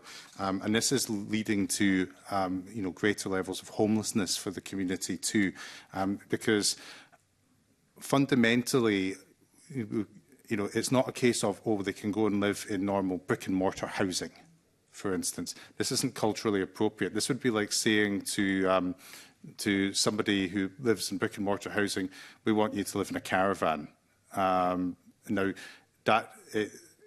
trying to sort of make members, some members of the community do live in brick and mortar housing and are happy with that, but some members don't want to do that. It is not their cultural heritage, and so that can actually lead to mental health issues as well. So there's just lots of different failings going on here, and the community, many members of the community are just not feeling like they're being listened to. They're also finding issues. There is elements of discrimination that are taking place. There's sort of many members feel that they're not treated with great levels of respect by anyone in authorities. I'm not saying discrimination is coming from the Scottish Housing Regulator, but it is it's coming from different aspects of landlords, that kind of thing. And there's no kind of universal experience here, but it just feels as though the community is an afterthought. And to be honest, we would just want to see kind of sort of stronger levels of support for the community from the Scottish Housing Regulator. Okay. Mark, just before you come in with your next question, James, just to clarify, so you're saying lack of provision of actual sites in the first place, that's... Yes, so there's we've seen a reduction in pitches. And each pitch will contain like an extended family potentially. So one pitch could have 10 people living on it, for instance. So I think the number of sites between 2009 and 2019 reduced from 31 to 29. We've also seen the number of pitches reduce over that period, and then in recent years we've seen 2 sites closed as well. So this is just significantly less capacity available for members of the community, and this has led to problems of not being able to get a pitch and not be able to, there's waiting lists that exist as well there. And when people don't get a pitch, what do they do? Well, it depends. Some people might move to brick and mortar housing, and that, of course, will work for some people, but it doesn't work for every member of the community. Some members are effectively living on basically going from one unauthorised encampment to another. And, of course, that's leading to various other kind of tensions that exist in communities. And to be honest, I think what would be the ideal situation is that every member of the community is able to live in culturally appropriate accommodation for themselves. Okay, yeah. Certainly, I could imagine it would lead to precarious situation, not being able to get an official Absolutely, and you know, we're talking about families here. You know, this isn't, you know, this is going from children to adults to elderly people. Many members of the community are the community is more likely to suffer from various long-term health conditions as well. So that doesn't help either. If you've not got those kind of ready access to, you know, to water, it can lead to fuel poverty as well. If you've not got access to, you know, normal kind of fuel methods, and you know, there's so many different kind of issues that come to play here, and it has kind of generally negative impacts on members of the community that don't have accommodation. Okay, thanks. Mark, back to you. Thanks, Convener. So now a kind of broader question for the whole panel. Just wonder if any members of the panel are able to highlight any positive experiences that you're aware of where regulators' work or engagement with a social landlord has ended up benefiting tenants or service users. We start with Shona and work along the panel. It's not a question I was expecting, to be honest. Well, I mean, yes, I do think there is very positive work that the regulator does. There definitely is. I don't have any specific examples personally of, you know, direct association between the regulator's work and tenants, but I'm with a landlord who did actually take over a smaller housing association. But again, most of the safeguarding when there's a transfer of terms of engagement like that is for the tenants who are going to be taken over by another landlord. You know, there is generally, in this case, there was a tenant board sort of set up to make sure that everything that had been promised would happen. But the existing tenants of the landlord doing the takeover, they don't get involved at all. I think it would be good if they did to some extent, because if a landlord is taking over a large number of houses, taking over a housing association with maybe 2,000 to 3,000 houses, it's going to have an impact on existing tenants. But at the moment, that's not something that the regulator has any provision for at all. Okay, thanks. Lindsay. I think that the circumstances Shona mentioned and what she said is quite accurate, that existing tenants have no option but to accept the outcome of whatever negotiations are going on in the background because the tenants don't know about them.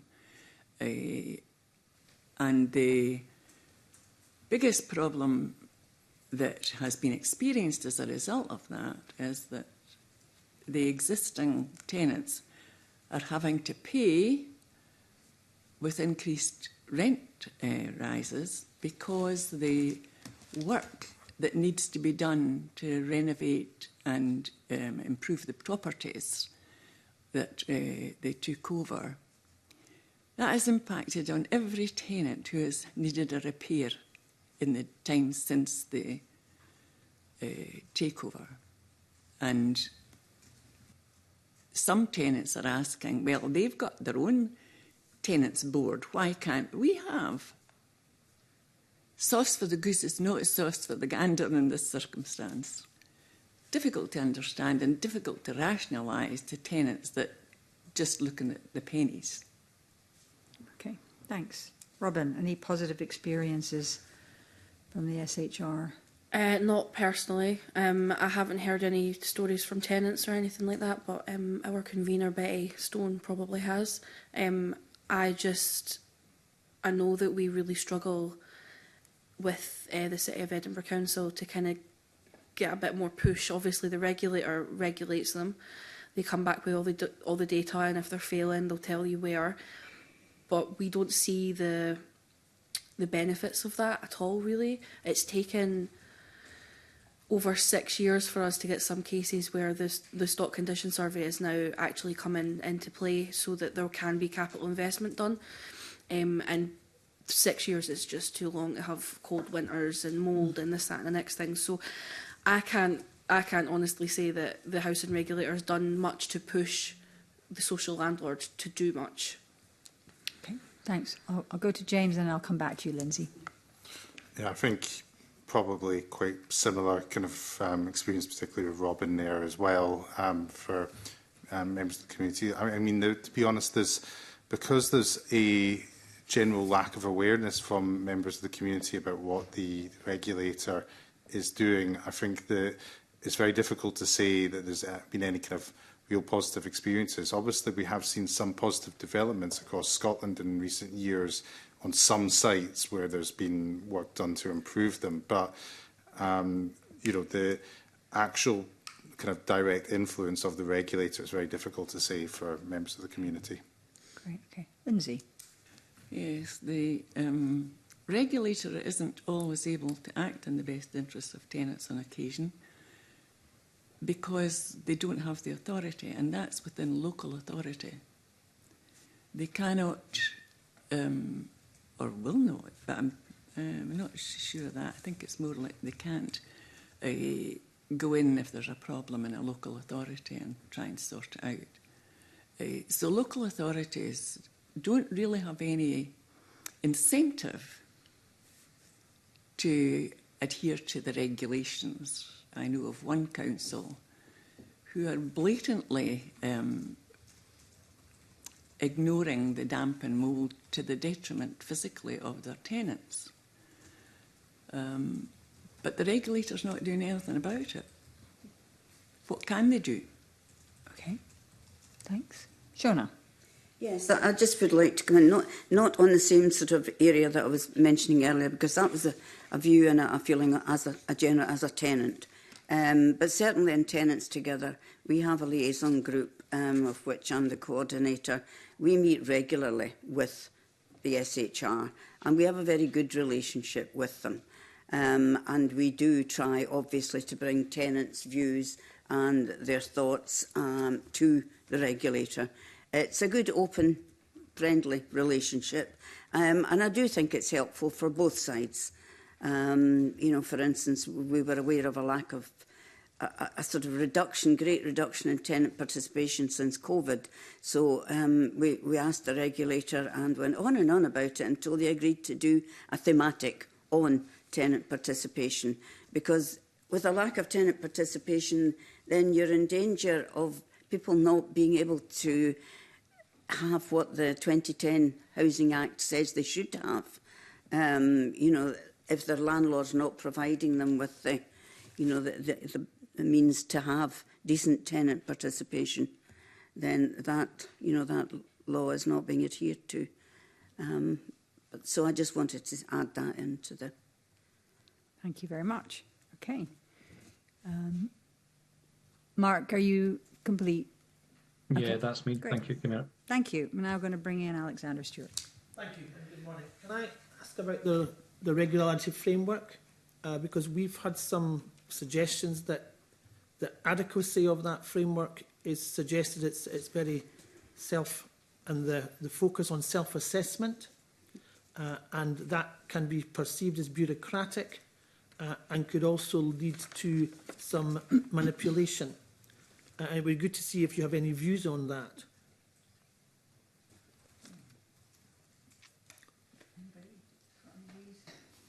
Maybe that says it all. Maybe that, yes. Hard to have a view if it's bureaucratic. It's interactions with the regulator as a body are very few and far between. As an ordinary tenant, you really don't have any. And if there's anything happening within your organisation that the regulator doesn't like and they're taking steps to do something about it, the tenants don't really get to know about that because it's at a different level. It's It's difficult to describe. But it's not that the organisation keeps tenants deliberately in the dark. It's just they've never had the need to do it.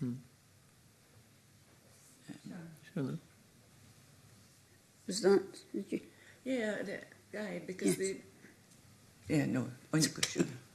No, I think when Tenants Together completed their submission, I think, whilst recognising that the risk-based approach to regulation is important, we wanted to highlight that we'd like to see the SHR carry out more regular checks on landlords categorised as low risk, just to verify the accuracy of the reported performance data.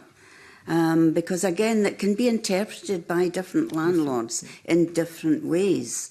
And that can make quite a difference.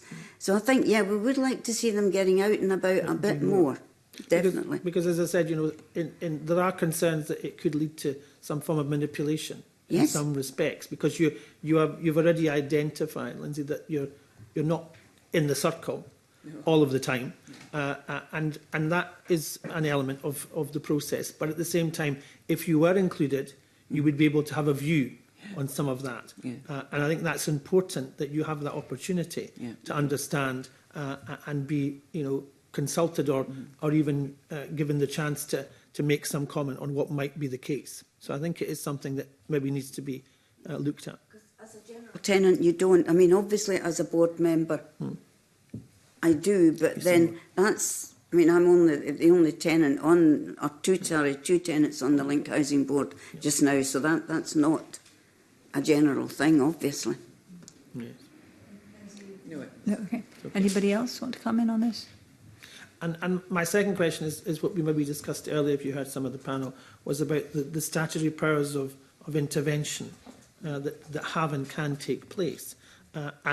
We heard about concerns about that being the case in the past, about the powers they have and the use of these powers, and there's a need to bring some of that into mind. So, do you or have you experienced anything when it comes to these statutory powers of intervention that have caused any concerns within your own organisations that they've experienced anything of that nature? No. No. Against the bullying or intimidation, but maybe the organisation is large enough. Yes.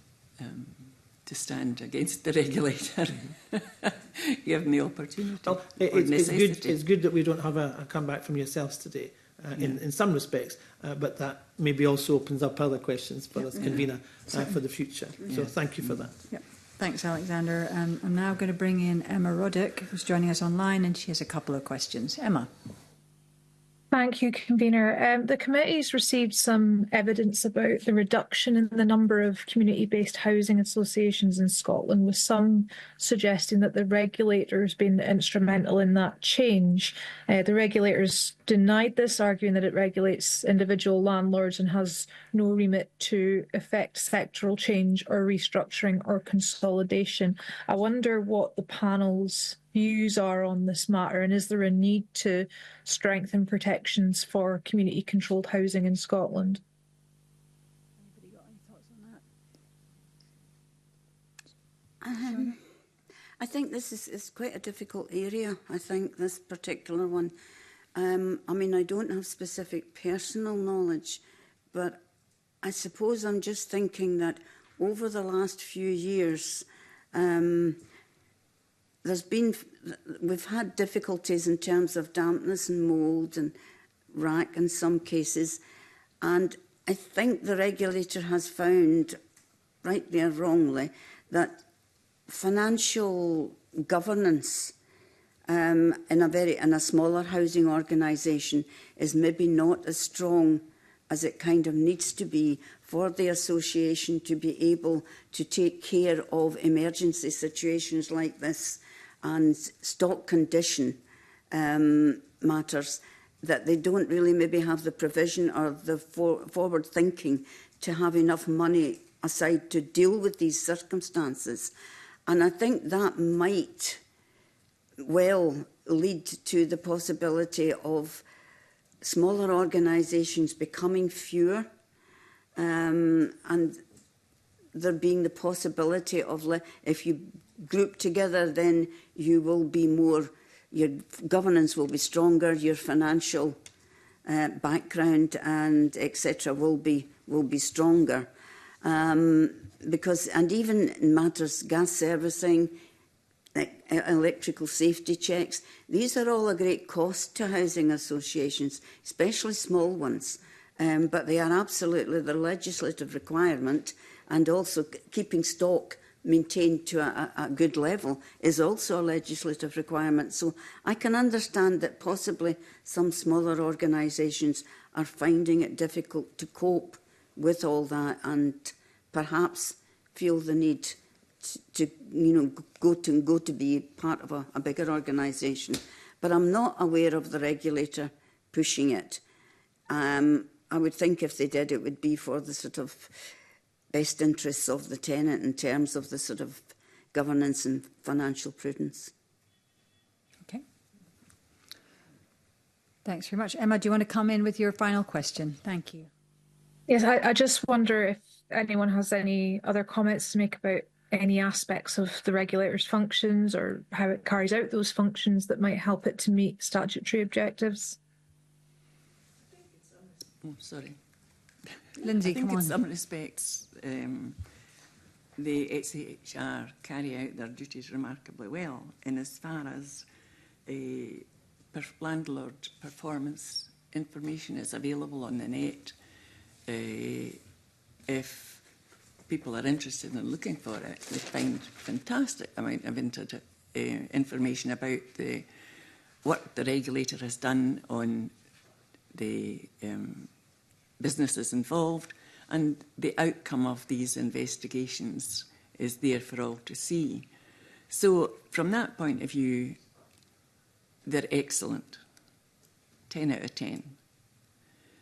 But on a practical day-to-day basis, perhaps not quite the same performance. Because of difficulties I mentioned before, of staff resources apart from anything else.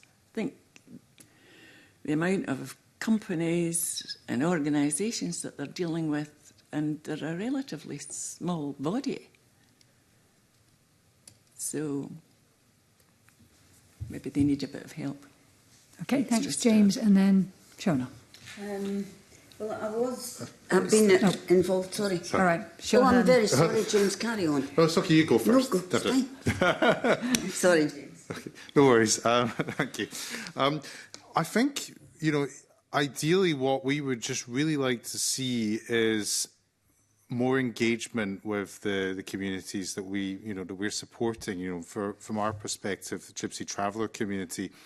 And this is about having proper engagement, providing real support. I mean, I've just got a quote here from one member of the community who said, "Listen to us, to our communities. Listen to our voices. It's our lived experiences.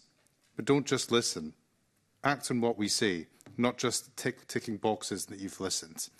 And I think it's about having that kind of better engagement, better communications between the Scottish Housing Regulator and other agencies when it comes to some of the accommodation issues for the members of the Gypsy Traveller community, involving third sector organisations as well that work with the community, that have built those kind of trusting relationships too.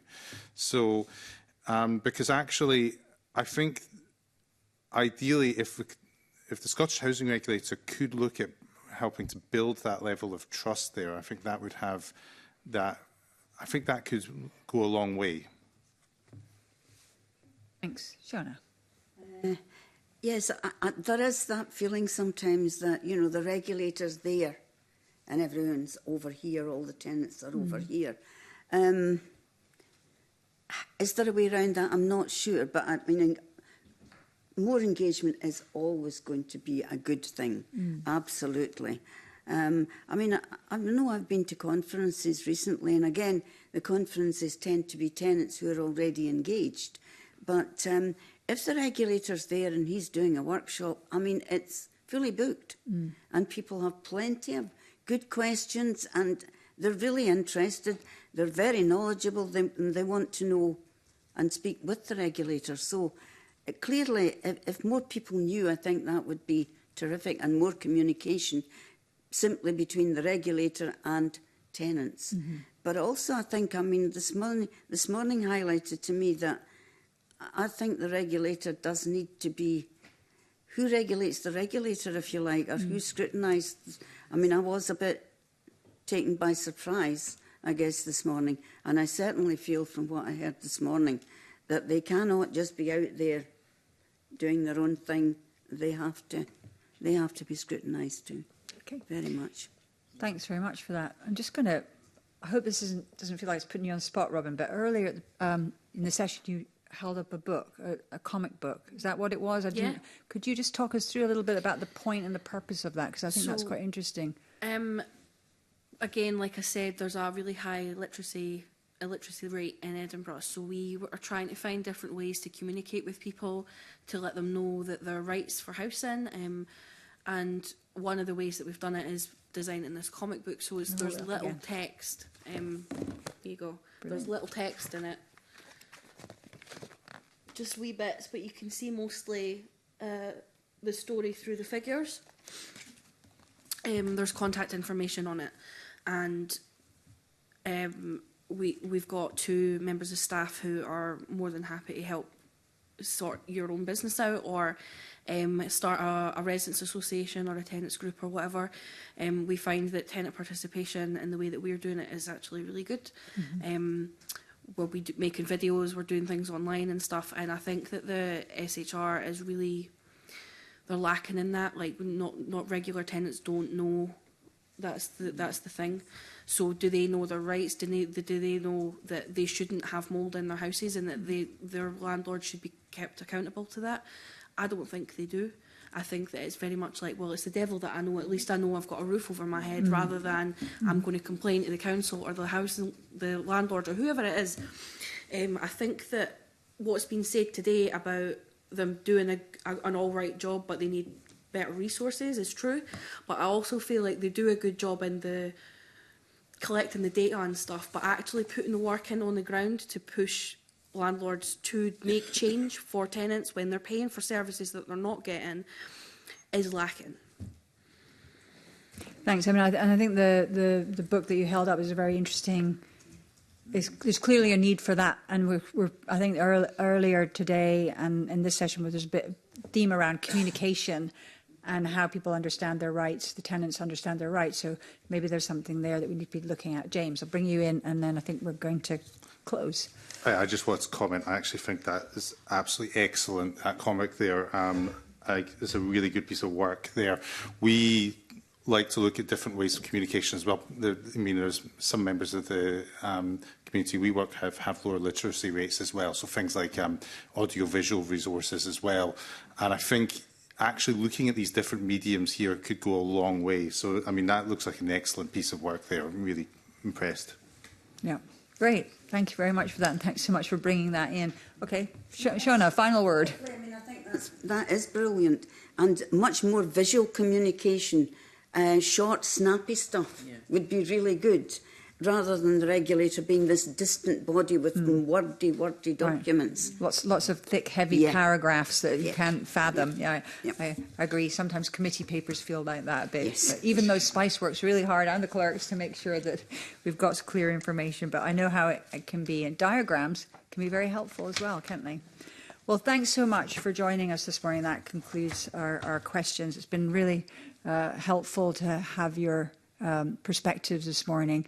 And as we previously agreed to take the next items in private, I'm going to now close the public part of the meeting.